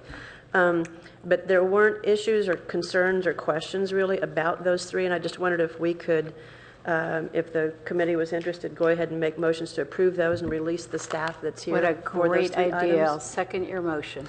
So I would move that we approve the city attorney budget. What's the language you want to use? City attorney budget, city auditor budget, city clerk budget for fiscal year 2015.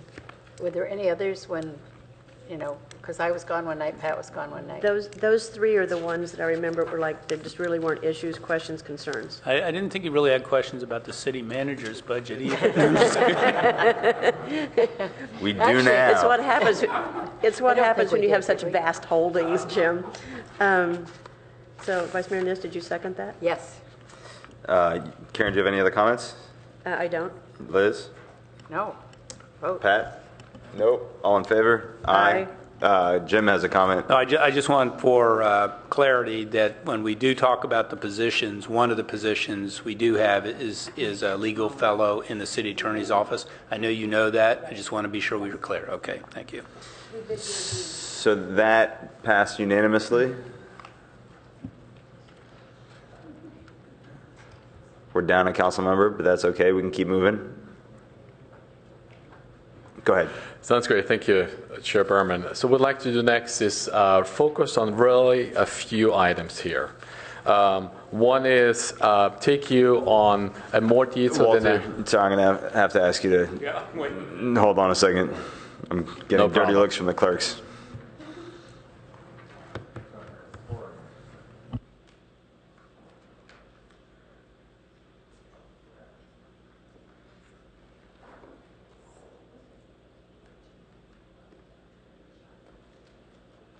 All right, so we're back in action.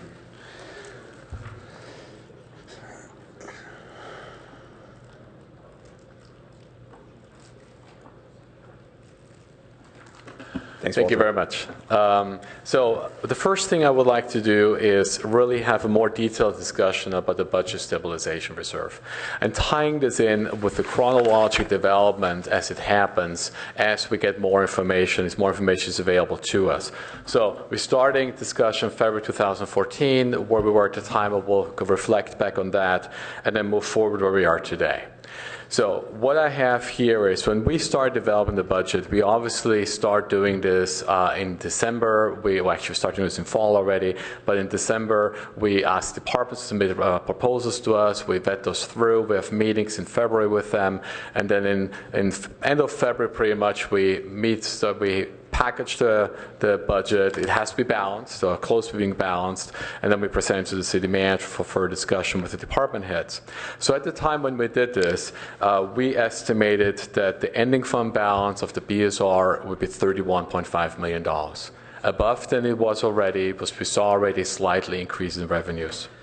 So that if we move that forward in order to then figure out the balanced budget, we translated, so what does this mean for 2015? And we were at $29.5 million, plus at the time we felt there were a lot of initiatives which we would like to support, bring forward to the city manager, and as well as we had an idea that most likely revenues will increase. Okay, the revenues have growth as we reported to you as part of mid-year budget review. They were exceeding our expectations in fiscal 2014.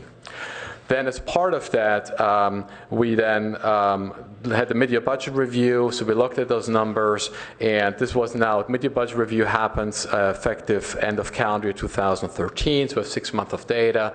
We have a lot of sales tax information, TOT, transit occupancy tax information, major tax revenues reported to you were really advancing heavily, more than we expected. So we informed the committee of that, and then as part of the discussion with the infrastructure committee, it was brought forward a proposal to see some of this excess revenues we're having to dedicate towards infrastructure. That's what you see on the line 4 here. So you in chronological see how, in our minds, the budget stabilization reserve moved up and moved down. So now in March 2014, we're looking at $32 million. So then, as we finalized the proposed budget, we felt that most likely there will be more money coming in, but we weren't ready to present this to you yet as part of proposed budget, because we're just looking at that moment in time in April. We're looking at actual information from February going into March. We still have 4 months of fiscal year ahead of us. And as you know, we're all conservative people here in the fiscal section of the city. And so we said, well, let's balance the budget with a contribution of $2 million from the BSR, which we did know, as we know in the report in the proposed budget document, we'll probably have a BSR target percentage below than what we typically do. Typically, it's 18.5% we try to do.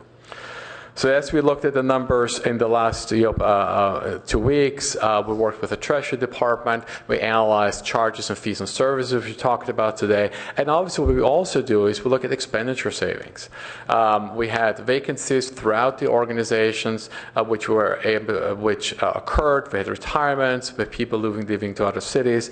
So basically what I'm sharing with you today is that we believe that in 2014, we will end the BSR, or the money in our savings account, at $33.5 million, which is above the typical level.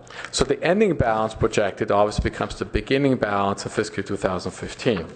So taking the $33.5 million at hand there will be at the target level of 19.6%, which is really above what we usually do.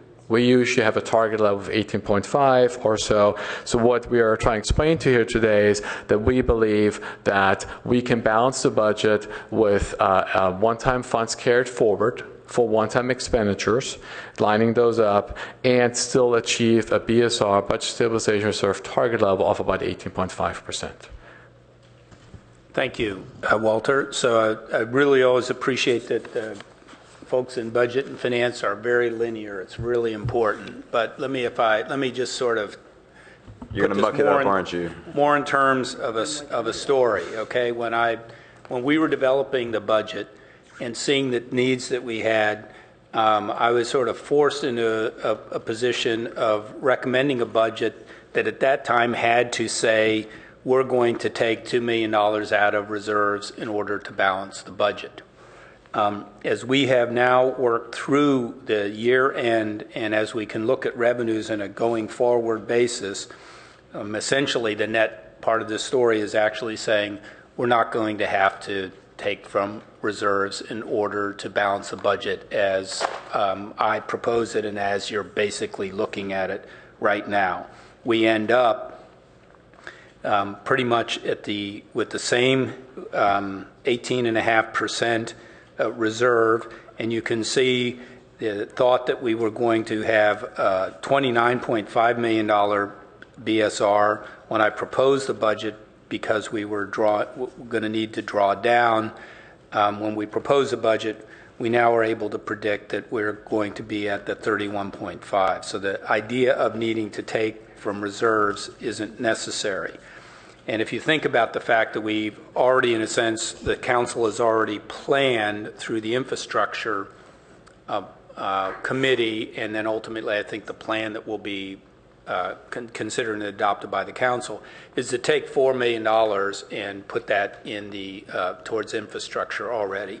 And in essence, what we're additionally saying, there's another $2 million that can be also used for in that same way for this budget. And as Walter says, we easily have well over $1.5 million of incremental one-time dollars that I think assuage my concerns about, are we committing, due to the closing for the end of the year, are we getting ourselves into any issues with the long term by making long-term commitments? I think when you then look at the adjustments we made on the positions and we show the funding flows on the positions that we have, there are only a small number now out of that 17.5 that actually hit the general fund revenue stream. And when we get to that, I'll be able to explain it. But I really think the way we look at this is, if we had all of this information on when I was putting the budget together, I wouldn't have said in the message we need to take $2 million out of reserve. That's where we are. Thanks. So now taking you to the next slide. So when I mentioned that we're still maintaining a target level of the budget stabilization reserve of about 18.5%, that really means we are taking it, instead of starting with a BSR change, negative change of $2 million, it's only $41,000. So that's really the transition I would like to make with you. Then here are the adjustments you have reviewed, and some adjustments we're asking you to make today, which will also benefit the budget here. One of them was a golf course expense adjustment, which I mentioned to you. We didn't catch this initially, so we overfunded the golf course, but despite the fact that the golf course is going to be closed next fiscal year. Then we changed the facilities manager position, and we add contract dollars that benefit the general fund about $50,000.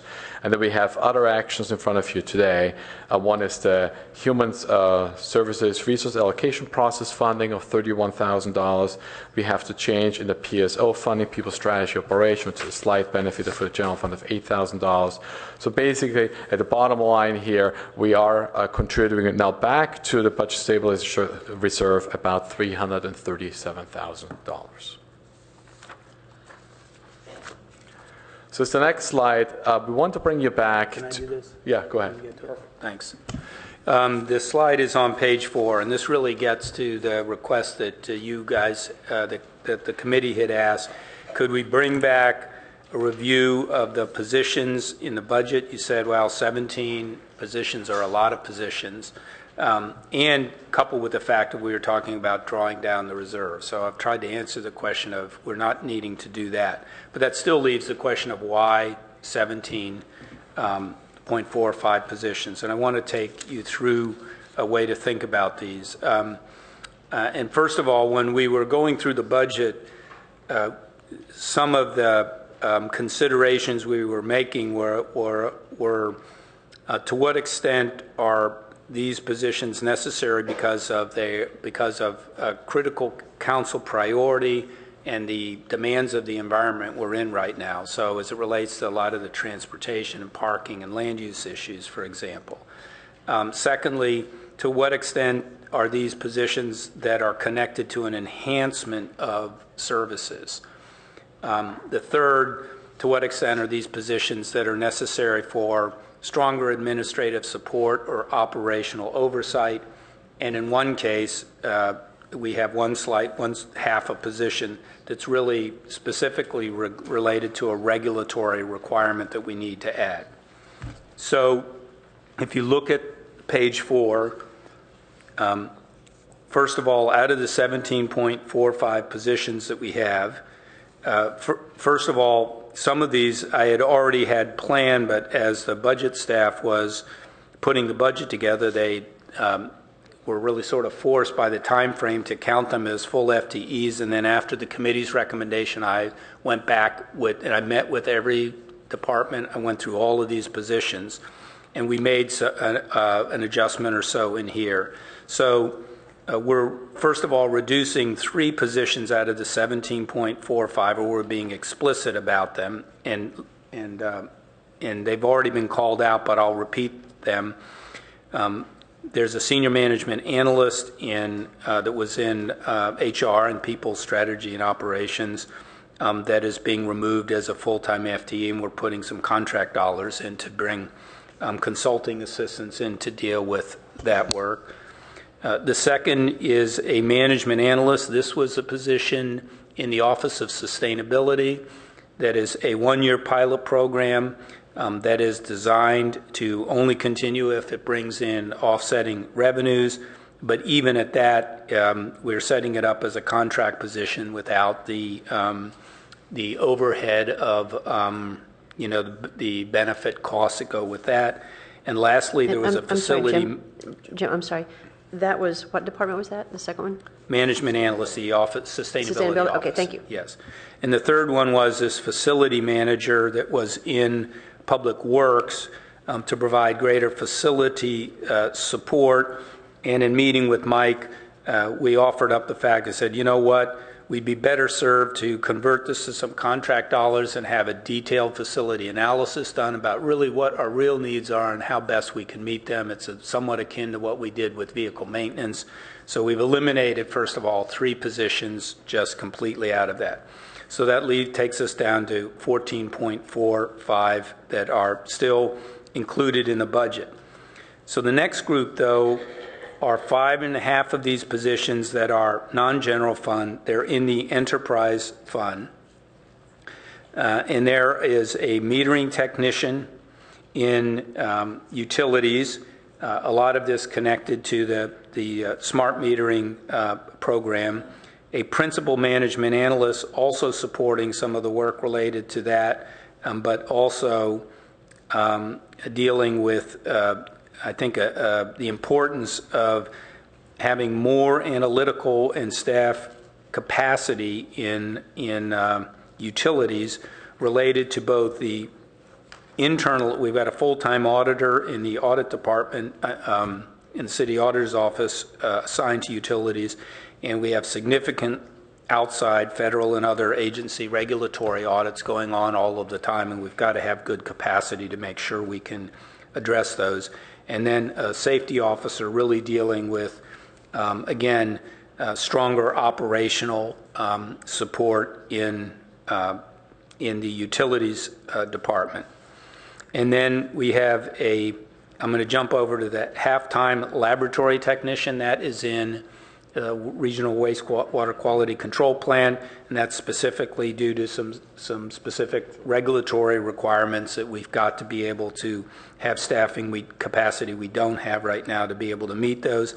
And lastly, the public art manager position, excuse me, that is funded by both the public art and actually the private funding for public art, and that is outside the general fund. That's a position, and it's also sort of has a reduced incremental cost because we have almost a half-time FTE right now of a position, a part-time position that's being converted to this one. So again, I want you to look at 5.5 of these are enterprise fund, and for the most part, I think that they're enterprise. They are business operations related to kind of the growth in these business areas. The and staff will be here to speak in more detail than I am. I'm just giving you an overview. Jim, before you go to the next one, you skipped over one, I think, and so I just didn't know what that one was. Which one? So, the airport fund. Yes, excuse me. After the safety officer. No, I did speak to that one. That was the safety officer in utilities. The one I skipped over was the second management analyst. Right, that's that one. What is that? And that is the management analyst for the airport office. Since we're taking over the airport operation this year, we've got to have the staff capacity in addition to the director to be able to provide that service. That's in the area of enhanced service, but again, it is one that is outside of the general fund and the sort of the elastic and tax-related dollars we have. And then this last group are general fund positions, but they have a dedicated revenue source. So there's the addition of a senior management analyst that we withheld last year, but it's become very clear to me that we need to have that level of analytical ability in development services. It's related to some of the things we're talking about here in the cost of service study, but it goes way beyond that. But the point is that position is offset 100% with revenues. And this half-time position that we put in for community services for the enhanced education effort at the Junior Museum and Zoo, you will recall that $45,000 of the $54,000 of that is funded by the school district. So the cost impact to the city is $9,000. Now, so my view on this is we start with 17.45 positions. We eliminate 3 of them completely. 5.5 of them, and actually the 1.5, all have offsetting direct revenues to them, and so that leaves a net of 7.45 general fund positions that I really say they are new positions. They put a demand on the general fund, but I think that there is good rationale for while they are here. And I would jump into 2 areas. First of all, out of the 7.45 FTEs, one of them is the legal fellow in the city attorney's office. 2.95 of them are FTEs to staff the opening of Mitchell Park Library, obviously, and obviously Main Library too. I mean, these are significant enhancements in our services, and there's no way that we're going to open these facilities without this capacity. And then lastly, there are 2.5 FTEs in the planning department, all directly related to the needs that we have, obviously, and what's I think is the most critical community issue facing the city, and that is the changes in our region, the impacts on land use and transportation and parking. And Hillary's here to be able to speak more about those positions in specifics, but as far as I'm concerned, those 2.5 positions are critical to meeting the council's, what I would say actually #1 objective. So that leaves us 1 position, and that is the management analyst in the community services department. And I included that in the recommended budget for a couple of reasons. One is we have a lot of this work on implementing the cost of services study. It's going to be very complicated, as you all recall, when we looked at all the range of issues that are going to come about, and we've got to have the on-staff capacity there. And then secondly, and budget and other folks can help us with this, when we really looked at the analytical capacity in CSD, a budget that's a department that has hundreds of employees, a $23+ million budget, we have the lowest ratio of analytical ability in any department, and the case was made to me that they really needed to do that to be sure that we're minding the store, so to speak, as when we're out there doing all those great things with the community. So my takeaway was we really come down to 7.45 positions that are new positions that cost our taxpayers directly, as opposed to being associated with different business lines. And I think that there are really, really strong cases to be made as to why they need to stay in, and I know the staff will be here to speak to you about those. Lastly, I think the end result ends up being, Walter, out of the 14.45 positions, we've got X number in the general fund, and so we've got roughly 8.5, just under 9 positions in the general fund, and 5.5 or whatever it is, something like that, in the other funds. Thanks.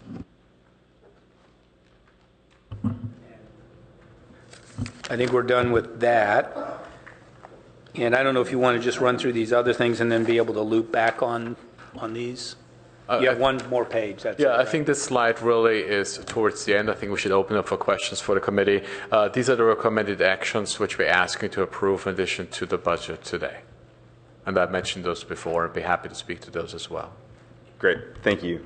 Did you want to ask your question now? Just a comment, because we did get somewhat exercised about the 17 positions because they were not as transparent as you've made them tonight. Perhaps at another time when this comes forward, you could do the same, because it's far more helpful to have it in place ahead of time if you could have done it. Now, is there a reason you couldn't have done it?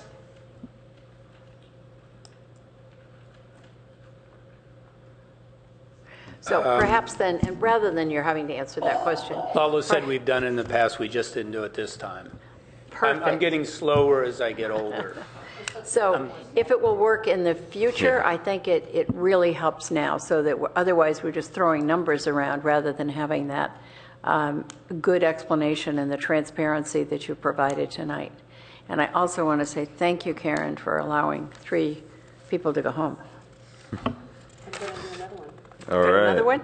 She does. Oh, great. There are rapidly beating hearts in the audience right now. It's like a game show. You get a car. You get a car. You get it. My Oprah moment.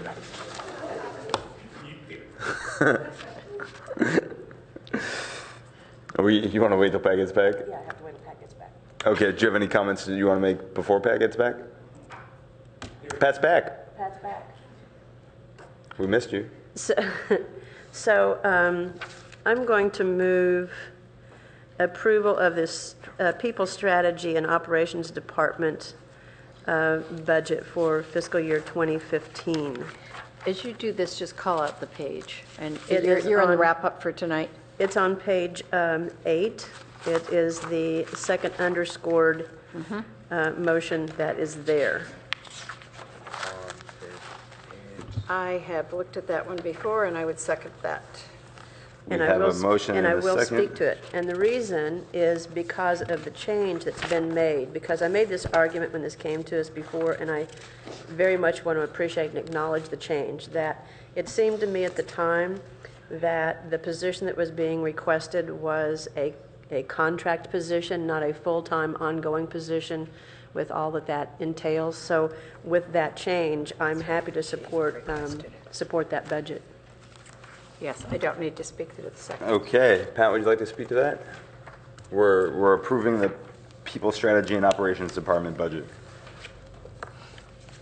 No, but from our process, when are we going to have the opportunity to speak on a broader level? Right now. Overview. So we're Right this minute. Yeah, I think Karen just wanted to let a team go, release the. Oh, I see. Yeah. So Well, why don't we do that? Like and a then I'll- hostage then I'll situation, you chime let in a few after. go at a time. Yeah, I want a pepperoni I'm just pizza. trying to be efficient so we can. 6 Pepsis. So I'm fine if we vote on that, and then I might have some overview comments. Absolutely. Yeah, and I wasn't intending to curtail any of that, but just we have staff here from some departments. Just Perfect. Let's tick some off. All in favor? Aye. Aye. Any opposed? That passes unanimously. See you, Kathy. 1 by 1. So Pat, do you want to make any comments you want to? Yeah.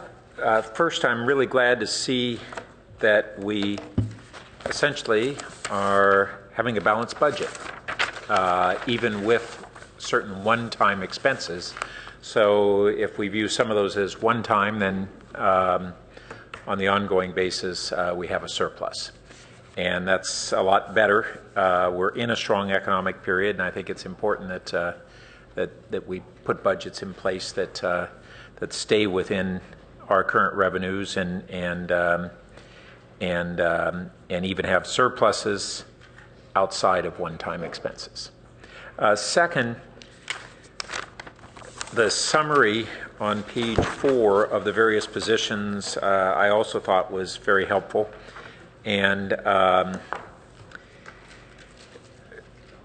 there were explanations, Jim, that you really provided in response to some clarification questions or just that you offered yourself. I would recommend that when this goes to council, that some of those additional elements be put in that summary of, is it from the sustainability and its contract and et cetera.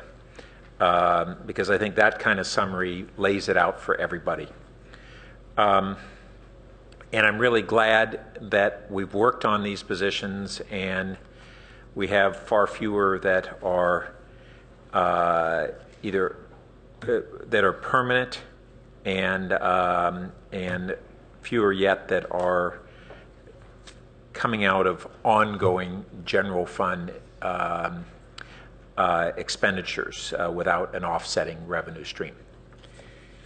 And then I just wanted to bring back to colleagues, for a final thing, now that we have this balanced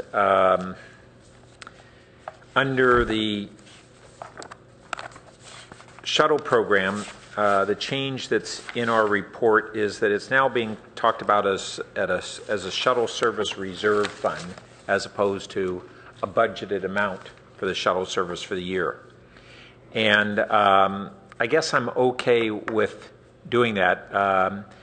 Liz and Karen, you weren't here for that meeting, but I had significant concerns about two aspects. One, whether we were presented that night with specific shuttle routes as what we would be funding, and second, that we were being asked to have a budget amount that we weren't going to spend in FY15 because many of these won't be online by then. They're more fiscal year 2016 that they'll be online, and we don't know exactly what the routes are. So this has reframed it, and I'm a lot more comfortable with it. With the balanced budget, I'm okay with proceeding as the city manager has proposed. Pat, can I just add some?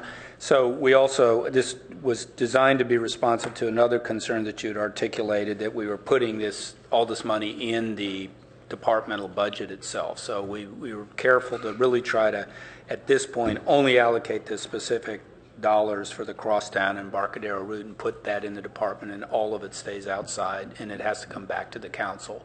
So not only is the question of what the routes are, but the fact of the actual spending can't take place. Right. So I'm now comfortable with proceeding that way, especially in the context of the broader budget balancing. But I did want to finally bring up one topic. When we looked at whether to increase the HISRIP funding by the amount that the committee proposed to the council, it was before we got the budget. And then by the time it went to the council, we had a budget that was saying we were going to add 17 positions and essentially have this fiscal year a deficit of $2 million. And that was certainly one of the factors, not necessarily the only factor, in council consideration of should we go forward with the recommendation that the Finance Committee made unanimously at that time, before we had these changes, or should we not? And I wanted to ask, maybe Minka's the best one to answer this. One of the things when we made this recommendation as a finance committee, there were some concerns not only about whether we should restore cuts that had basically been made or some fraction of the inflation-adjusted cuts, that here we're in a strong period, and is it right and responsible of us to not just spend a lot more money on a lot of other things, but restore cuts that had been made to programs that are highly efficient and highly leveraged at serving those in greatest need in our community. And one in particular that we didn't get to talk about at the council, and in retrospect, I regretted not asking or bringing up, but we had heard that we might even be in jeopardy of closing the food closet. Is there an update on that? Are they still in jeopardy or not? Or? They are still in jeopardy. I think they are at least $70,000 in the red for their budget for this year. So we are in dialogue with them to see how they are doing on their fundraising efforts.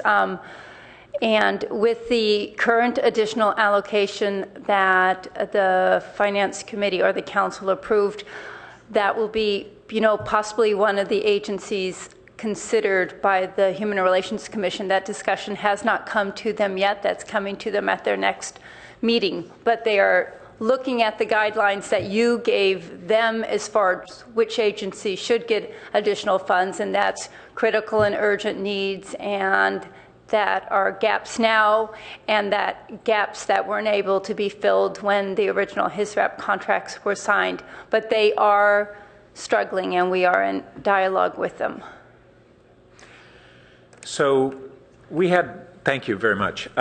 We had a real-time discussion at the council and a reconsideration of what the committee had unanimously recommended, and then a reversal that part of the argument was, well, it wasn't fleshed out well enough, and it could also be argued that the decision to not do it was not fleshed out well enough.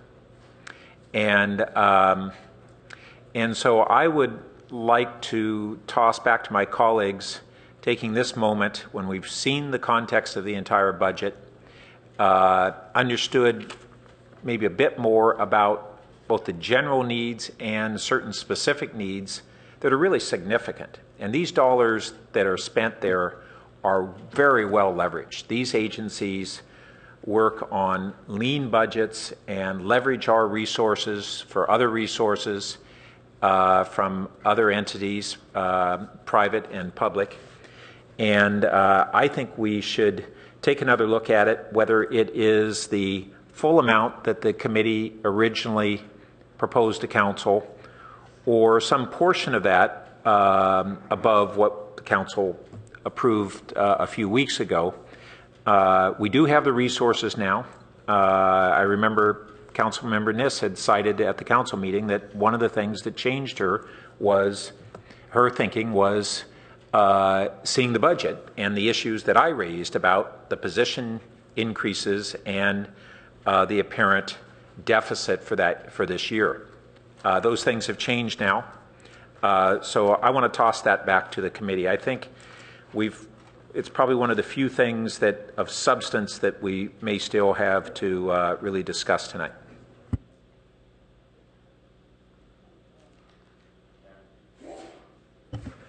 Well, I appreciate the discussion, and the vote that I cast at Finance when this was considered before is a constant at this point in time too. As was pointed out, I think at Council, maybe at Finance as well, that even if we looked at the additional $200,000, it still does not restore us to the level of funding for HISRAP that we were in 2003. As it so happens, a former council member called me. That was a council member like probably 20 years ago, and that council member mentioned in reading about this and whatever they were reading or watching the meeting, whatever it was, talked about how when they were on council that they funded these organizations, these nonprofits, to the tune of 1% of the budget. And I thought, well, isn't that interesting? It's not a new concept, and that we used to do that. So I would be fully supportive of increasing the funding, maybe even to the amount of $200,000. But I will listen to colleagues on that. I think one of the things, I mentioned this at council, but it was a real-time discussion, and there were 9 of us going at it. But I think one of the things that's really, really important to consider in funding these organizations, many of them especially, when we provide funding for those that struggle, it really can save the community money in the long run, because these people end up in dire situations, in situations where they need other kinds of assistance that are much more expensive than if we provide some funding up front. Like, say, for instance, if the food closet closes, what are those people going to end up doing? Where are they going to end up being? I was thinking not so long ago, that started to pontificate a bit here, but I was thinking, we're so lucky to have dedicated parkland here, but we ought to dedicate ourselves that people don't die in our parks. And I'm serious about that. It's like we need to balance our values better, from my perspective. So I'm fully supportive of restoring funding to HISRAP. Liz? Well, I again, as Pat said, we reversed some of ours that night, and I think I explained my position pretty well. We actually voted in 31,000, if I'm correct. I just want to make sure. We at that point said we wanted to talk to Human Relations, if I'm correct. The issue really here is if you actually restore the 200,000, that was the difference between 348 and 358. The amounts that each would get vary enormously. And it would help if you came back up, Mika. Because as I recall, without the sheet in front of me, there were a number of as I looked at them, a number of those who served Palo Alto very well, and you had almost completely funded them. I think there are 5 of them as I picked them out. But there are a number of others that are quite different. You have dream catchers on there that I think goes from 5 to 60. You have a whole variety. So Pat, I'm going to look down at you because you're the one that I think had the longest discussion about this. Was your anticipation, as I heard it, that each group would be given what they had asked for originally? So No. Why don't you explain it further? So then? what it was before and what I would recommend now is that we set an amount of an up to dollar amount for HRC in collaboration with staff to evaluate the needs and make recommendations up to that increase that we would decide upon. So they might, for instance, say, "Oh, we think the need of keeping the food closet open should take 1/3 of those dollars rather than 10% of them." Well, we are looking at this like that. We're looking at with a city frame on it. It hasn't been that long since I could have looked at this with a county frame. The county has a great deal of money this year. They actually have extra funds.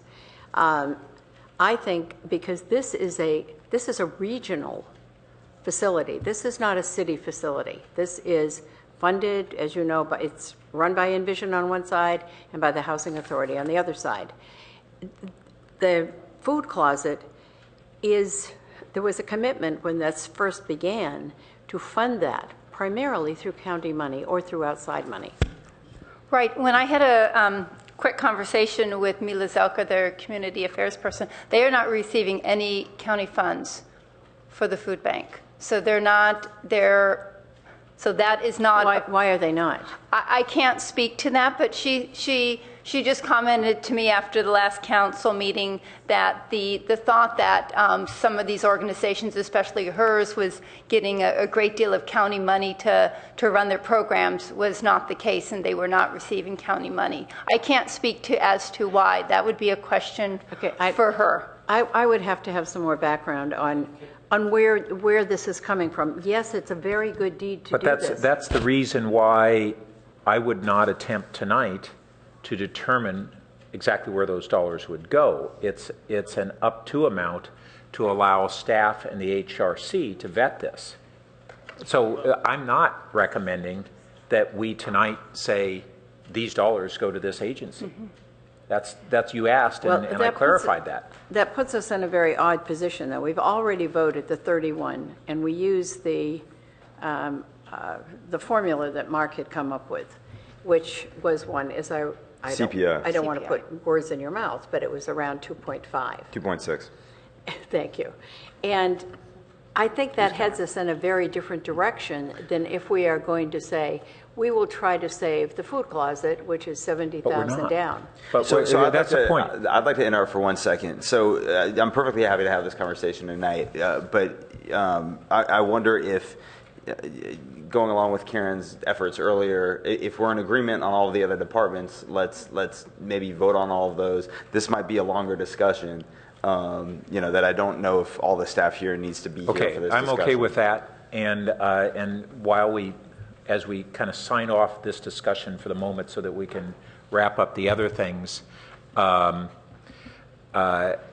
think that the whole notion of, at the end of our budget hearings, we often make these kinds of decisions where we put off until this hearing final adjustments in the budget for certain priorities that the council or the finance committee is struggling with. And so tonight is an appropriate time where we would say, we see we now have the funds and we want to recommend such and such, or we don't. So I just want colleagues to realize that that's not inappropriate for us to do that kind of thing. I think it's what almost every governing body does. It's how we go about it that's going to make a difference. Yes. So let's move on.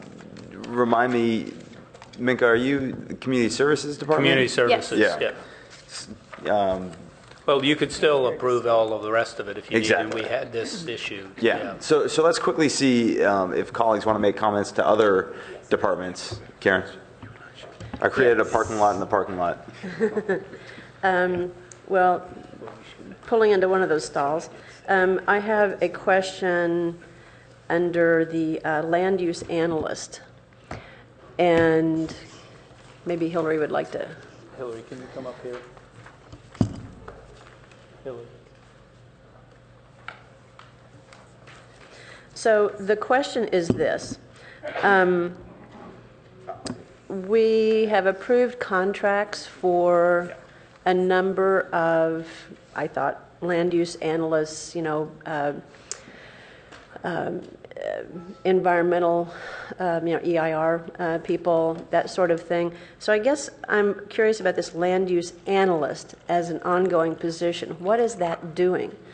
And the other reason that I raise it is because in the last years with budget cuts, we had eliminated several senior planner positions. So why isn't this a senior planner position? And an advanced planner position, because we have all of this work going on with the comp plan and area plans and all of that. Why isn't this a senior planner or even a senior planner in advanced planning as opposed to a land use analyst? Thank you so much for that question. This position is going to be in the advanced planning group, and that group does a lot of data and analysis in the course of their work. We actually have someone who tries to fulfill this function in between being a senior planner. And so we're really strapped to do the senior planner work and to give this kind of data and analysis work the kind of attention it needs. So we feel like adding a net new position in the advanced planning group focused on data and analysis will actually increase our capacity in the organization for data and analysis, but also for advanced planning. As you know, we're constantly asked to improve the amount of data and analysis we provide to support planning policy decisions. So our decision was to focus on this particular skill set in adding the new position, but I think the capacity of the group as a whole will improve across the board, not just in this discipline. So the question, and apologize a bit for the specificity of the question, but so in looking for this person or filling this position, yes, we want data. we are like data-driven, we want to know what this. But also there's, especially in advanced planning, I would say, there's also the necessity, from my perspective, that someone be visionary, creative, have that senior planner capacity. So in this function or this position, are you looking for somebody who's a data analyst or someone who's a senior planner who has capability to also collect data? And there's a difference. Once again, thank you for that question. This position is really very similar to the level of a senior planner in terms of salary and what the minimum qualifications are, and we're really looking for someone who has that kind of senior planner mindset, but is willing to specialize in data and analysis, be our go-to person, not just for the department, but for the city, on integration of with the GIS systems and other departments, and just be a resource for all of the planning and planning-related activities that come, that our department contributes to. If I could just add on that, I think what Hillary is saying is, I mean, you are getting kind of a twofer here, because this position one is not going to operate in isolation. This isn't like a monk data analyst, doing. They're going to be part of a team of planners and others working, and then two, you free up senior planner capacity that is now sort of bifurcated or subdivided in a sense under the current setup. So, Thank you. So one of the things, did you want to say something else? No, I didn't think of using the term twofer, but that's a good explanation. We're trying to increase organizational capacity, freeing up some senior planner time to do senior planner work, and adding this particular discipline, which is really at a senior planner level or comparable to a senior planner to the organization. So I'm still not quite hearing what I want to hear, because what I want to hear is, let's just say appeals that have come to the council or other projects that I happen to catch. I'll get a notification card of an ARB project or watch an ARB meeting or part of it or whatever. And it seems like to me what's missing in a, some of this at least, is, but what isn't missing is that we look at projects and applications too much. It's too heavily weighted to do they satisfy all the code requirements? It's like it's an analytical process as opposed to a qualitative project review. And that's why, for me, it needs to be both of those. And so that's why, for me, I'm wanting to know very clearly if this position in advanced planning, if that's where this person's going to go, if they really are not on the same level as a senior planner, but they really are a senior planner who also understands and can collect data, so that we're not just marrying numbers, application to code, but that we're really doing qualitative planning. Is that clear? Yeah, absolutely. I mean, that's really what we're trying to do. We're trying to increase our capacity here for the kind of work that we do in advanced planning. That work often starts with data and analysis, but as you indicate, it takes a measure of good judgment, qualitative assessment, and to bring the whole package together. This position will help our team be better at all of those things. Can I just jump in also? I really appreciate what you're saying. And I think that part of your anxiety about this is going back to the problem that Hillary's trying to solve, which is people are dividing up their attention between doing some analysis and this visioning, just to use your terms. And in some ways, both of them suffer in that situation. By having a person who develops expertise and capacity over time, in particular as a go-to person for the team, you're going to have much more strategic land use analysis. It won't be just a question of how to match things up, but analysis doesn't mean that you're not into pattern language in looking at data and trends across the city. And I think that her idea of trying to concentrate that ability with this person on a team is the fastest way to get that strategic capacity on land use. And right now, if somebody has their task divided, it's sort of like me or these guys here, when they've got to get the budget out at the same time they have to think about where are we going with the budget, all of a sudden they're spending a lot of time just trying to get the materials out and not able to sit back and ask some of the bigger questions. So I think it's a good approach. I think you'll be happy. I look forward. You'll be happy about this. I look forward to being happy about anything. So thank you for that. And I think that was my big question about that. And then,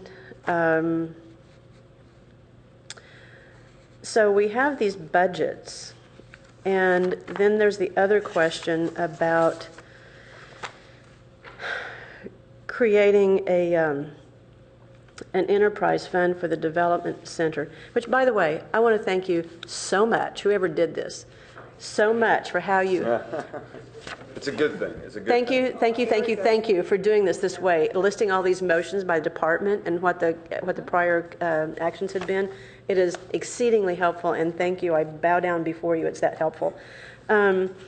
So we have the budgets, and then we have... You're happy again. I'm happy again, but I look forward to being happy yet again.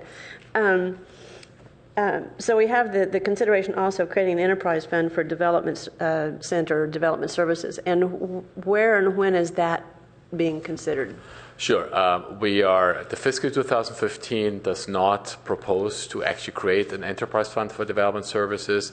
What we are doing incrementally is sort of looking at revenues and expenditures within the general fund just for that function. However, for fiscal 2016, we intend to come forward to the City Finance Committee at first and the City Council with an enterprise fund for development services. Just to give you a little heads up, and I won't belabor this since it's not in front of us now then, I'll want to really, I don't know if I'll be on finance or not, I don't know if I'll be here next year or not, but I'd really look forward to very good data, as we were just talking about, very good data about how this is working, as well as the qualitative component of how's this working in terms of processing, planning, and development projects. What's the quality of the project and product that's coming out, as well as how this is working? Because once you create an enterprise fund, you can't shift things in and out. So, for instance, if you need to move a planner out of development services because that's not working, over back to planning, you can't carry the funding for that position with you. So, because you can't shift back and forth, and I think you guys know that. So, just my quick comment about that going forward. So I'm really glad that that's not being proposed for this next year.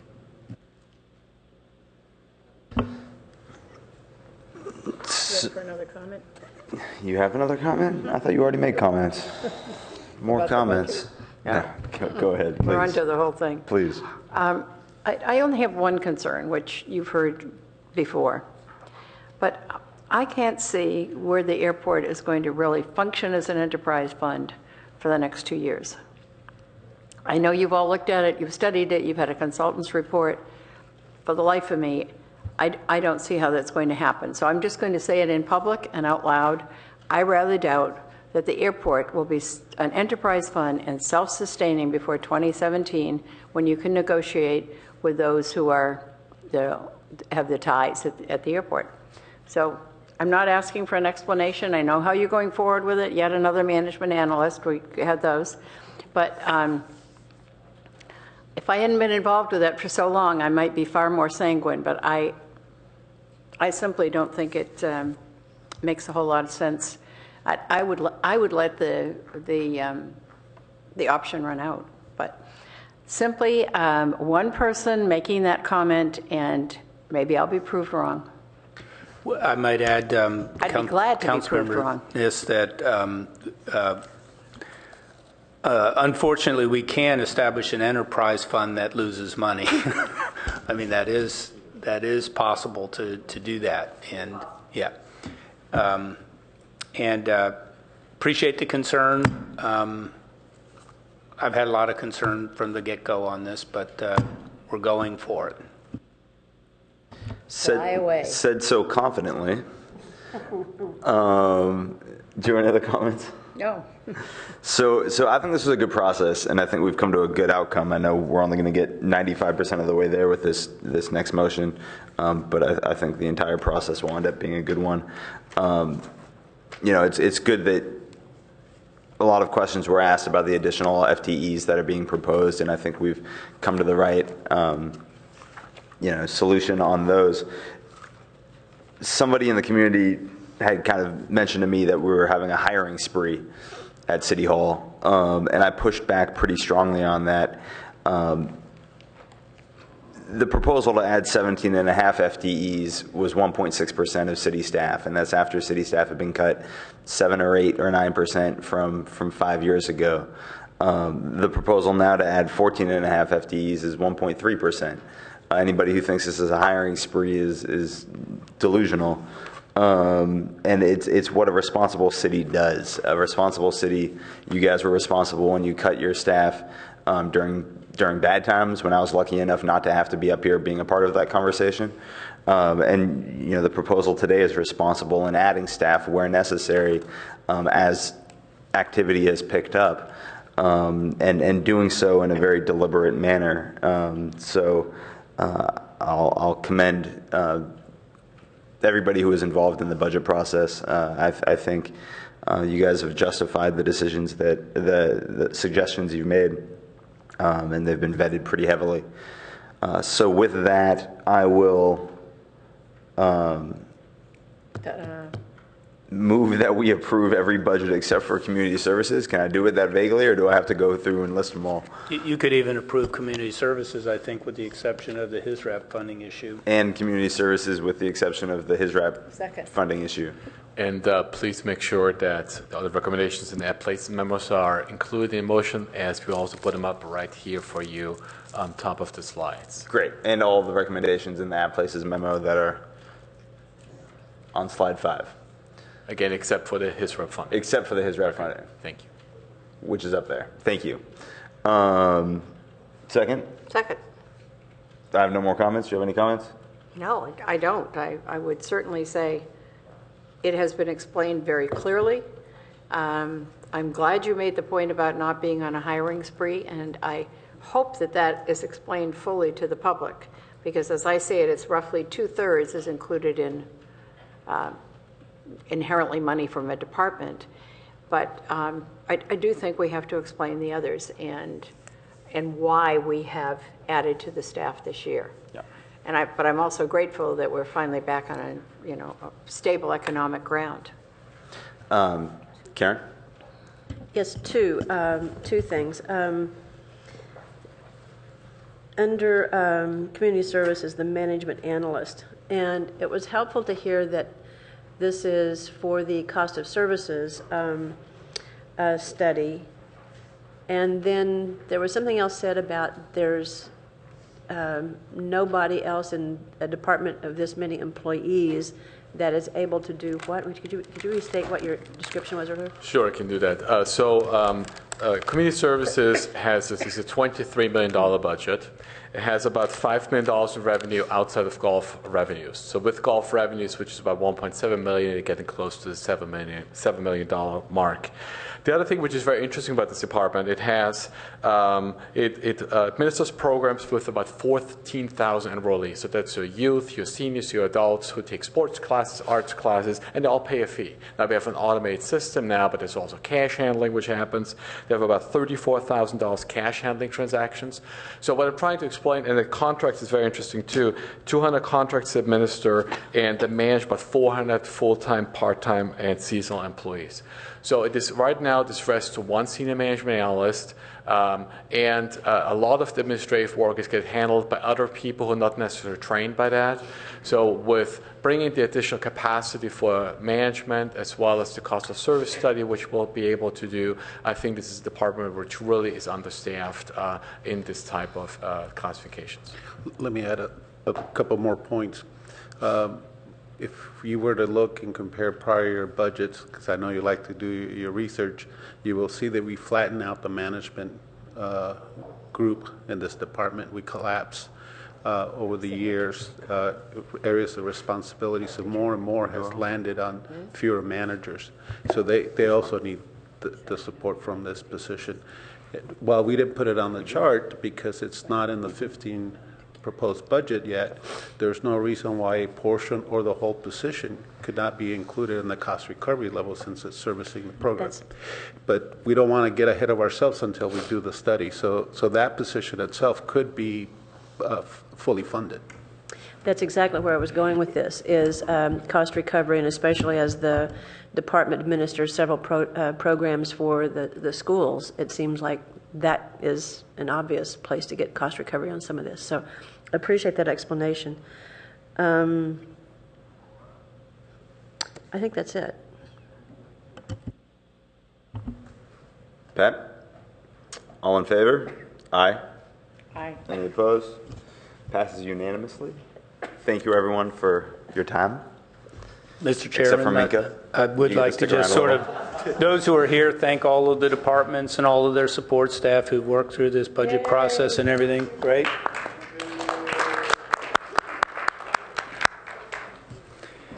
And Minka, and then there was Minka. Come on down.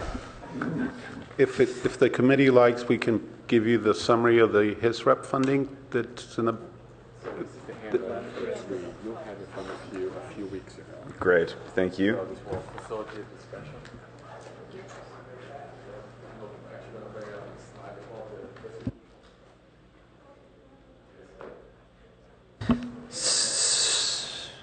So I'll wait for a second for staff to bring that information up. We need to take up Pack and Avenidas from the start. Well, yeah. Give me a sec.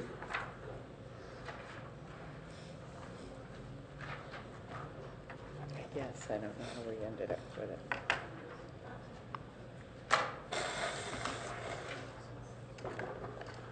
So just to let the public know, we distributed a handout which was provided to the full council on May 12th. It was an attachment at the time, and we also posted on the projector here as well. And I'm now giving those of us on council a chance to digest some of this information. That's what I wanted. Let me, again, an informational question. As I recall with the Avenidas and Pack, which we removed, we still included them in the 2.5. 2.6. 2.6. Yes, we did. Yes. It's, So that's off the table. So that one. So I think it's my turn, and then I'm sure we'll all speak again.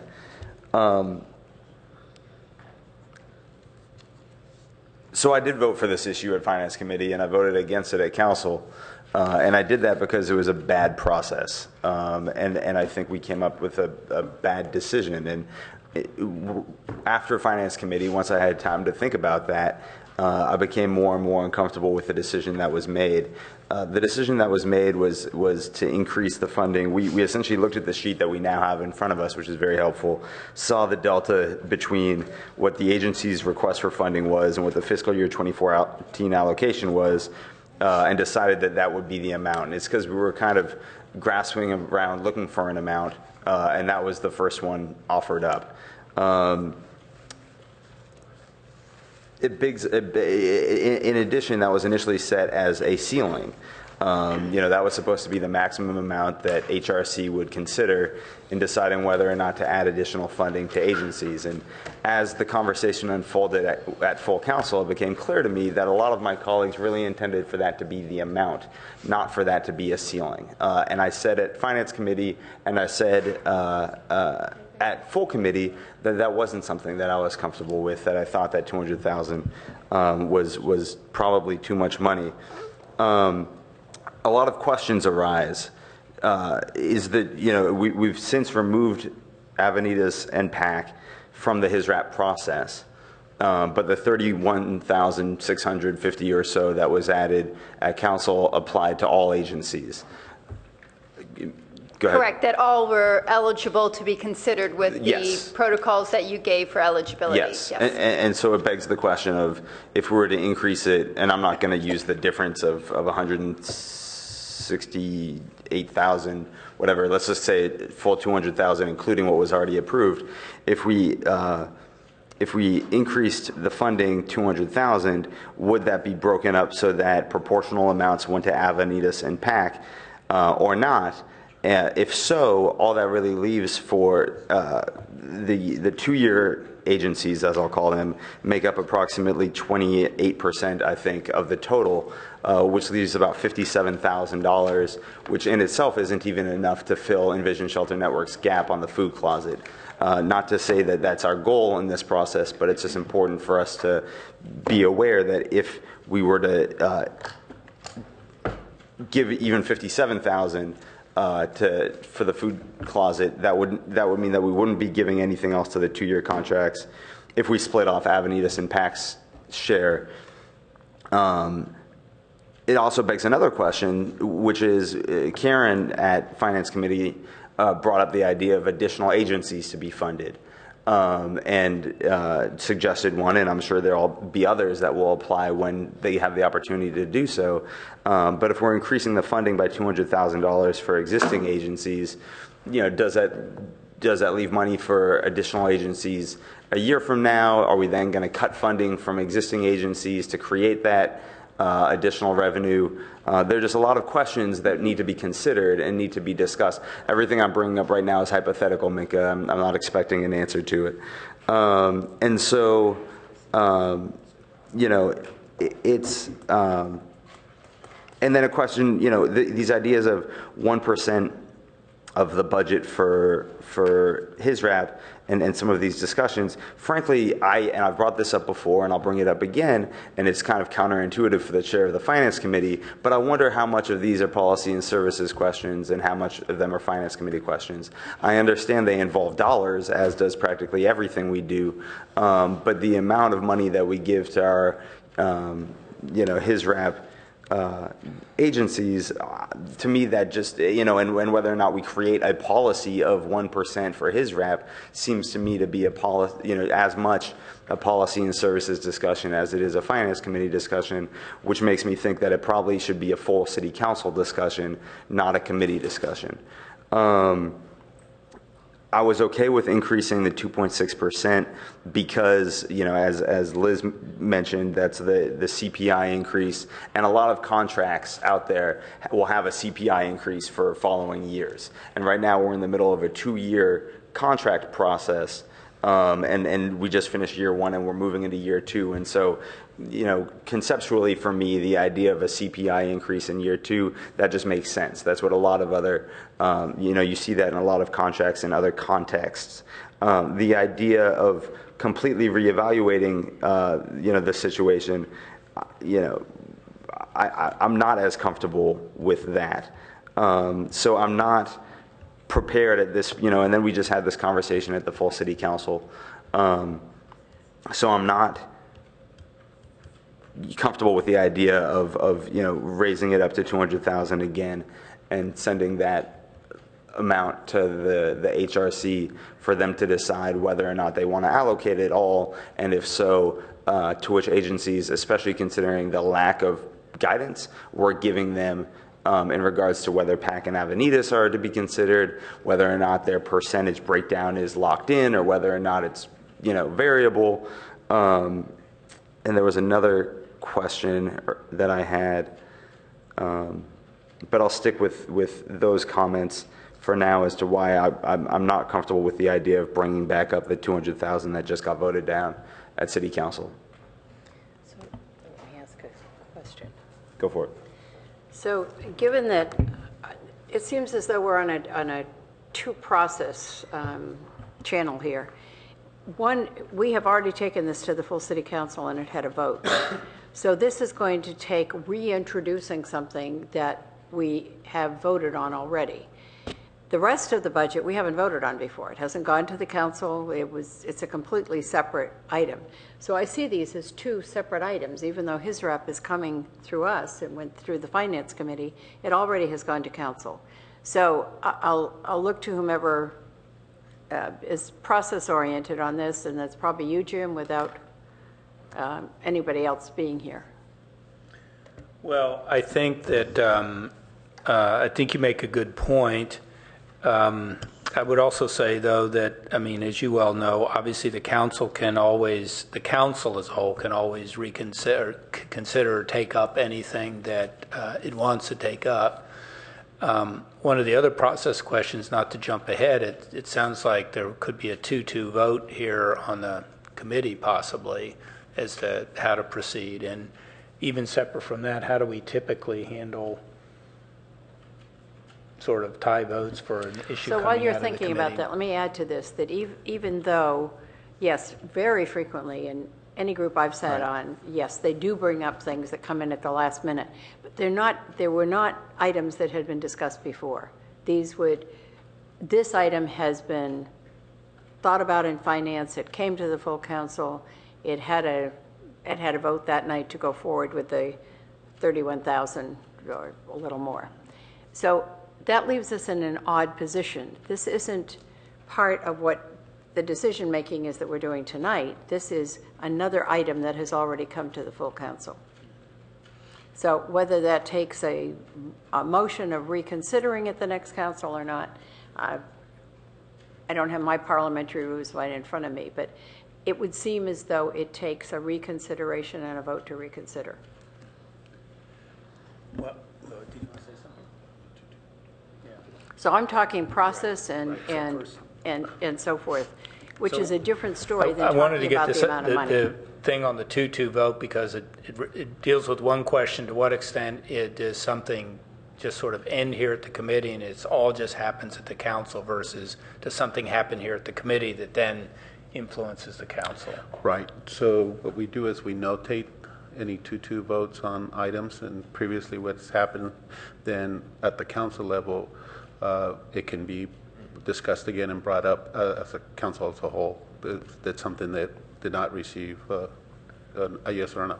It was a tie.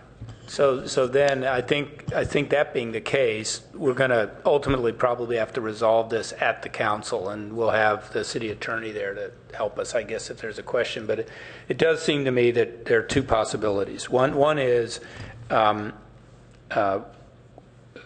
could a council member make a motion as part of adopting the budget to make an amendment to any issue on the budget, including one in which the council's already made a determination on?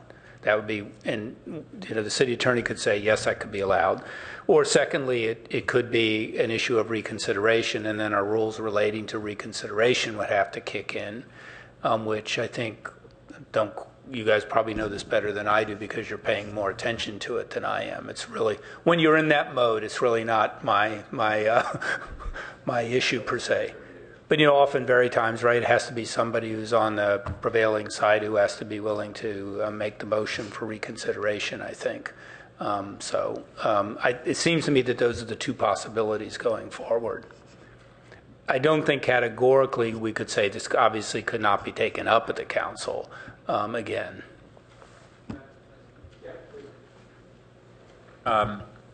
So there's a couple things. First, on this process issue,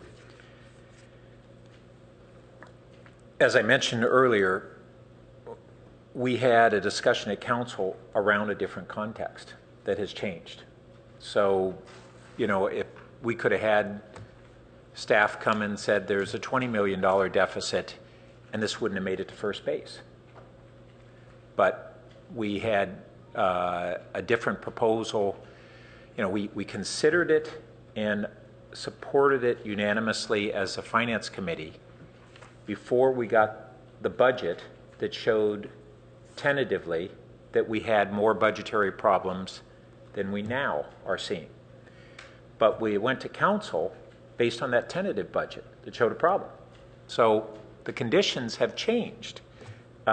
Second, what occurred at the council when Mark made his motion to reduce the proposed cap, and it was a cap, from 200,000 down to the 31,000, I had actually been prepared to do a compromise of $100,000, and we never considered that. And as much as I still think there is a good case to put a cap of the 200,000 for staff and HRC to review, I would be willing to do a compromise on that. But I do want to go back to a couple of the points that Mark made. He said that it was clear at the council that a number of the colleagues viewed it not as a cap, not the colleagues who were supporting it. Larry said he viewed it not as a cap, and essentially now we're taking that straw man position of claiming that it was something that it wasn't as the basis to vote against it. That's not what it was. And in fact, in the motion and in the discussion at the Finance Committee, we had a fairly detailed discussion around it not being, that it was a cap, and that it was, I may have misspoken a moment ago, and that it was not an amount that we're saying HRC and staff were necessarily being authorized to propose. And we very definitely had that discussion. And then, Mark, you also stated a little while ago that Karen was proposing additional agencies. And that wasn't the case, and she clarified at council it was new programs that had emerged potentially from the existing agencies. And we had that discussion at the council. It was not new agencies, to my recollection. And finally, I just kind of want to put this in a broader context. And Mark, you mentioned that we're facing a very different finance situation today than we were 5 years ago, or even than we were as a city before the recession. And as a council member, I've worked for 5-6 years to really reform our budgets and to have a much more sustainable long-term program and be able to invest in our infrastructure, not only our long-term infrastructure, but our streets and sidewalks and a whole bunch of other things. And we're spending millions of dollars a year more in those areas, as we should, and as I advocated and as I worked hard to do. But to say that we can do all that and can't spare a relatively small amount to these groups or some subset of these groups who are doing vital services to those most in need in our community begins to question our values as a community. And for me as a council member, it's a question of also my individual values. And those aren't saying that we should do this instead of the additional investments that we've made elsewhere, but just as a tiny fraction of what we're spending additionally in the other areas. And I think that that's something that would be responsible and sustainable, and that it's easily within our prerogative to do so. So following on that, just clarification on a couple of things. Proposing that the city dedicate 1% of its budget is not what we're doing. Even should the full $200,000 get allocated, we still are well below 1%. We're not making any kind of policy recommendation or setting any policy on that. So that is a discussion for policy and services, but we're not doing that. The CPI increase makes sense, except it doesn't consider the cuts that have been made previously. If we'd been, on an even track, and then we're increasing by the CPI, it would make sense. But that's not what's happened. We've had significant cuts, like hundreds of thousands of dollars in cuts to our, Minka, you can confirm that. You're nodding up and down. That's where we are. We're not in a position of adding just the CPI to try to get us up to something reasonable and rational.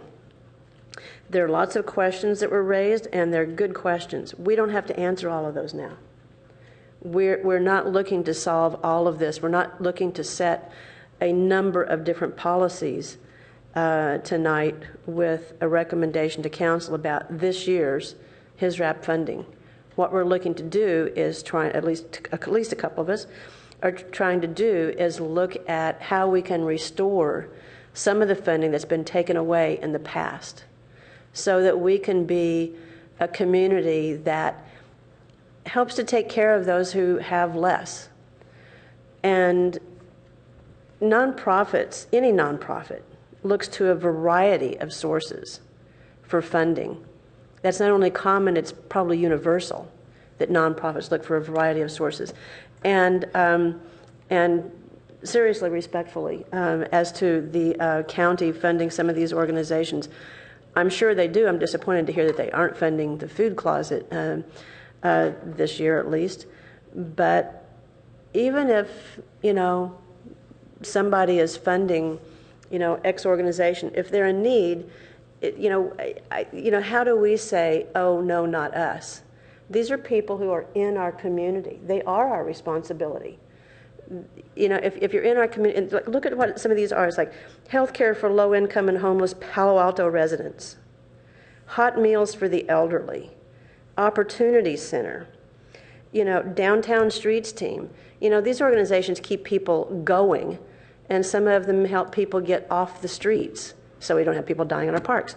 But I don't see these as responsibilities I do see them as responsibilities. I don't think that they are responsibilities that we can shunt off to other agencies or other individuals to care for the people who live in our community, who are residents in our community, who have, for whatever reason, fallen on hard times, have issues that the state doesn't fund mental health programs to the extent that would be helpful, any number of reasons.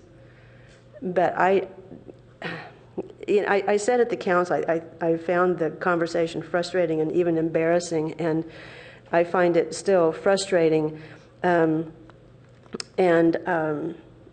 wish it were going a different direction. I want to say one other thing about this going to council. When this was at council, as Councilmember Burt has said, it was in a different context. We were looking at transferring $2 million, and we were looking at 17 and a half positions. It was a very, very different context. And even with that, it was a 4-5 vote. It was a 4-5 vote. Just one vote would have swung it the other way. So I really think this should be reconsidered by the council in the new context, and hopefully with some consideration of, what the services are that are not being provided that should be provided. We didn't get into the services that are threatened at the full council, like the food closet potentially closing or struggling and having a $70,000 deficit. I just don't think we did that at the council. I could be wrong, but I don't think we had that discussion there. So those are my comments and thoughts, and I guess that's it for the moment.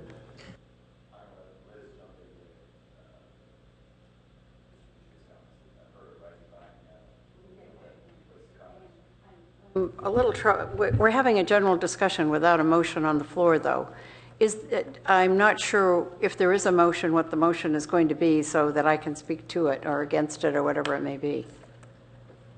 Well, let me ask you something. So this is, since it's moderately informal at a committee level, I'm willing to make a motion either to restore it to the $200,000 original proposal of the Finance Committee, or if necessary to get a majority support to cut that in half.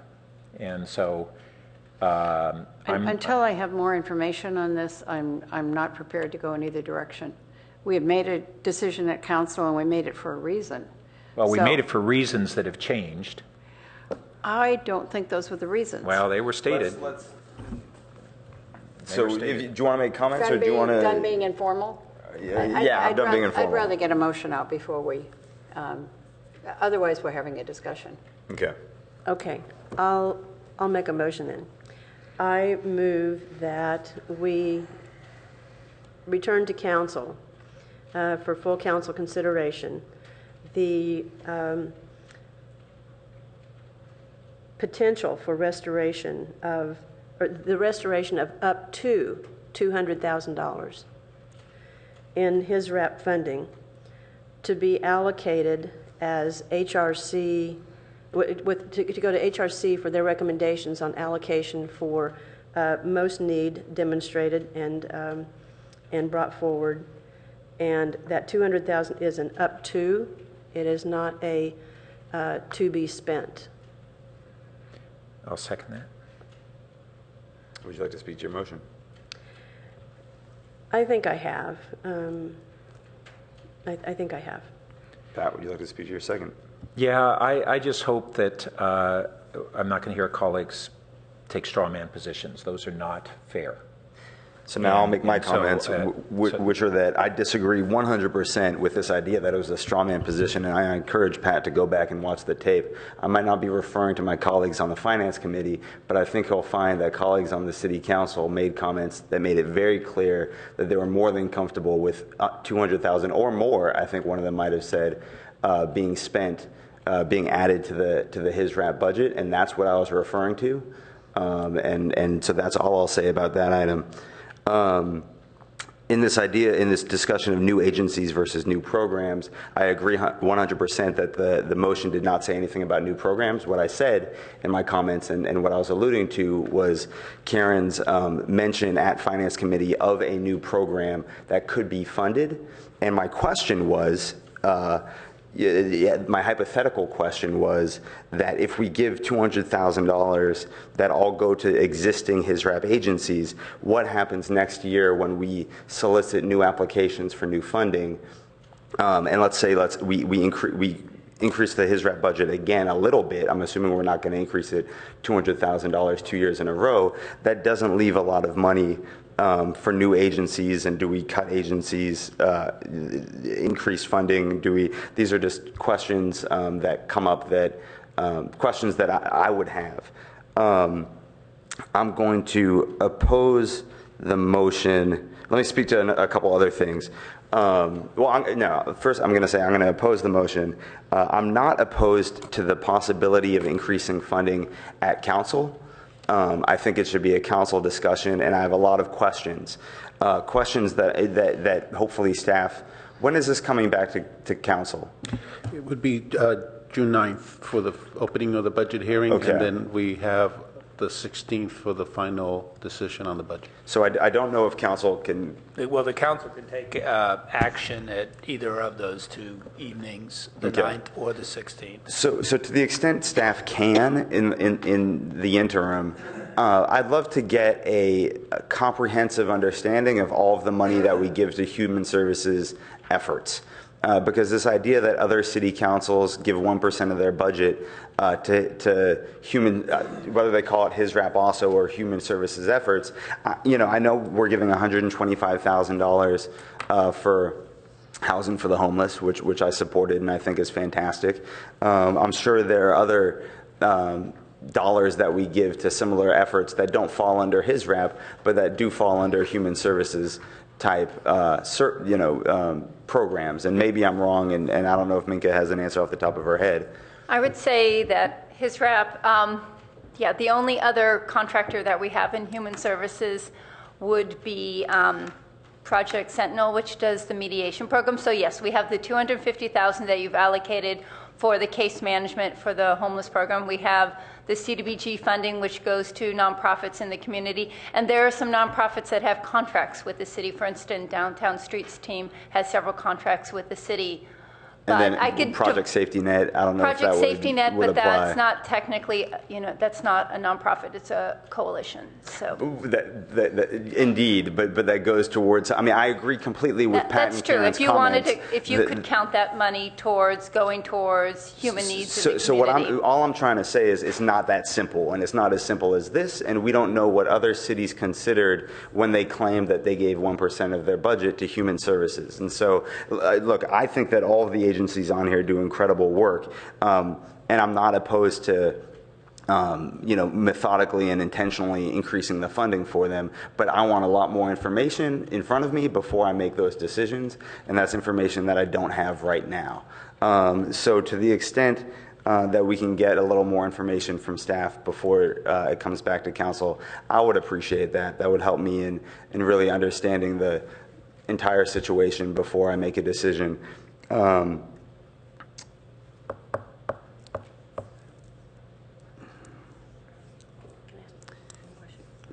Yes.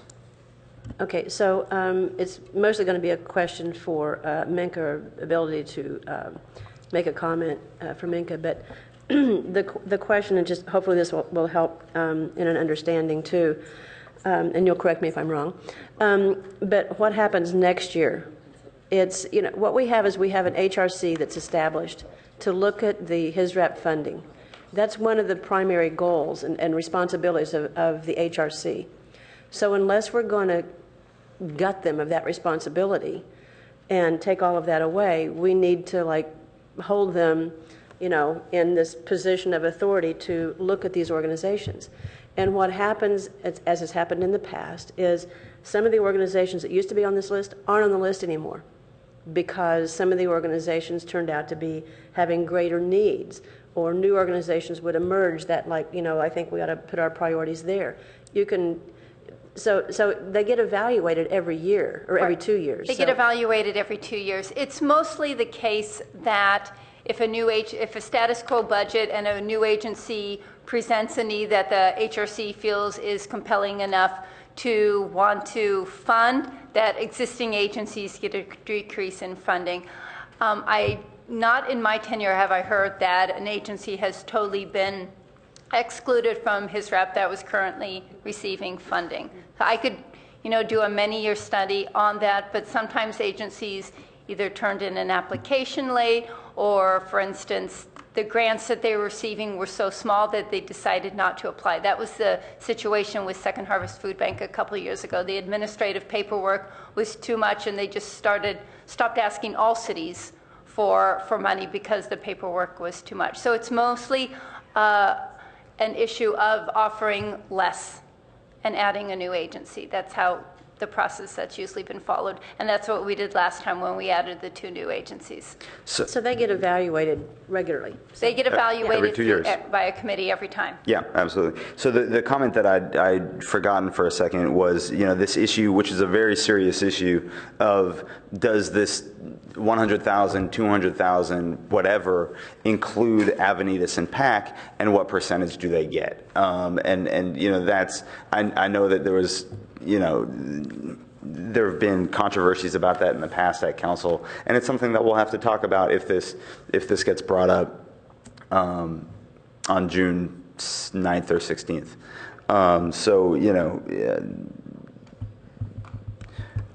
I'll sum up by. Yeah, absolutely. So I think as I've thought through that issue, my position on that one would be to give them the inflationary amount, and this other,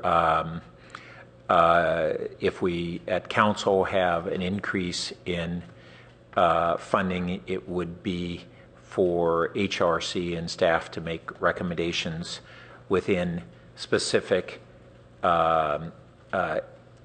providers, and as we discussed before, consideration of specific programs. So if, for instance, Avenidas or PAC identified, as Karen had talked about at the Finance Committee, a new program that they've said, look, we've found that we have this significant gap in our services, and we need this filled, and we want to make a proposal, then it could be Avenidas or PAC who would also submit a proposal to HRC, but it's not.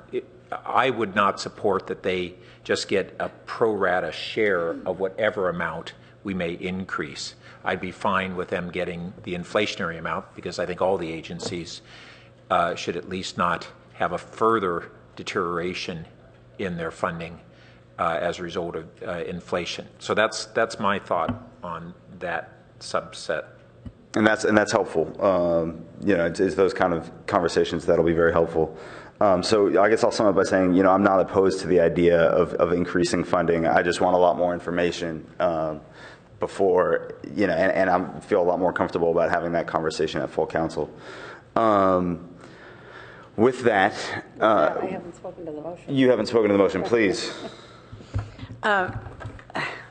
So the part that I couldn't disagree with more, which Pat just brought up, is how this would be distributed, and that we would leave PAC and Avenidas with just the CPI. Well, those are the two. I've got the floor. I know. Sorry. It's not a motion. No, but it's what Pat suggested as a way that we would go about this, which I couldn't do at all. Those two, we don't have other senior services. PAC is about the kids in our community. That would stop me cold. It is so easy to say yes to giving city money away. It really is.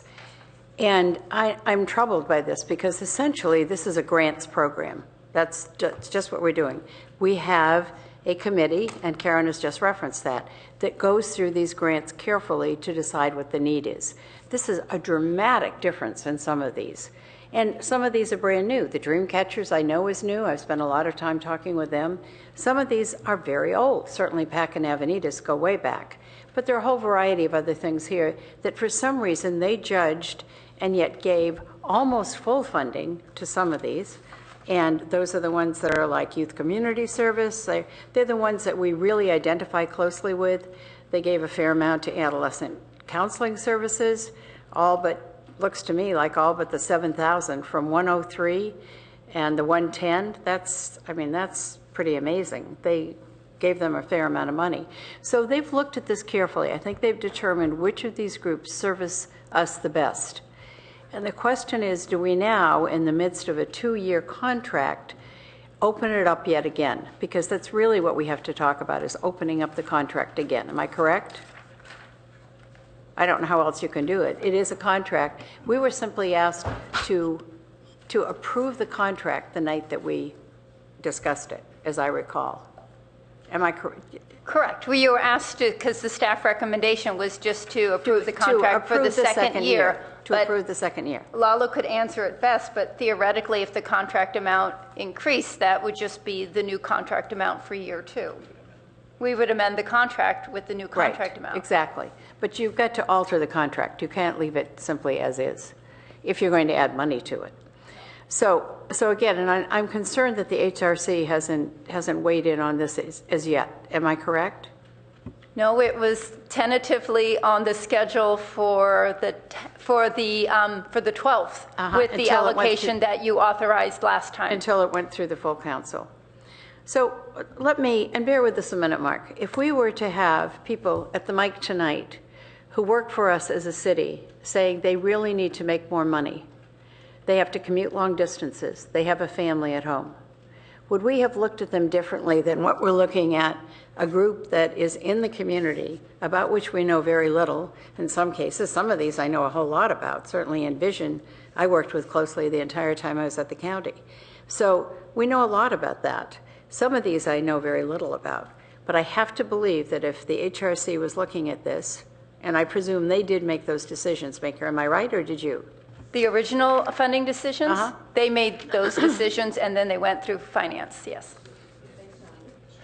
Based on the original budget that we had to work with last year. HRC did not say we don't think we would like to fund these programs at more appropriate levels. I'm sure they didn't, council member, but we're still in a process about this. We negotiate with our employees, we pay them a certain amount, it's very fair across the board. We are offering some money to others when I know we have our own employees who would say, we are as needy as some of these groups are. And I would rest my case on that. And I'm not supporting it. Okay, so I'm going to call for a vote. All in favor? Aye. All opposed? No. Aye or no. So that doesn't pass on a 2-2 vote. And This will come to council. We will indicate it in our budget. I'm sorry. This will come to council with the budget, right? In our staff report, we will indicate this motion as a 2-2. And with that, I'd move that we approve the HISRAP funding in the budget that we had carved out from the earlier motion as currently proposed in the city manager's budget. Council Please. Member Berman, Chair Berman, we're automatically adding the council approve motion of the 31 to whatever into the budget as the result of the council action, just to be on the record. So you're saying that we don't even have to have this motion? The 31, no, because you as a council took action, but the rest of the HISREP, I think it's... Got it. So I'd move that we pass the rest of the HISRAP budget other than what was discussed at council earlier. We did that before. Accept everything but this. We just carved out HISRAP. And I think because the entire council has already voted on this, we need to ask our city attorney what the method is for bringing it back. We'll alert the city attorney that this is a question of the committee. And so I think Pat's question, and I want to make sure that we get it right, was whether or not we'd done the community services already in. You did. You have adopted community service with the HISRAP. exception of this. Perfect. So now we're doing this. That's my motion. My motion is we do this. My motion is that we approve the HISRAP budget as proposed in the city manager's proposed budget. Second. All in favor? Aye. Aye. All opposed? No. So we have 2 2-2s, right? So that's 2 2-2s. Great. So it's on to the council So it's on to the council. in some form.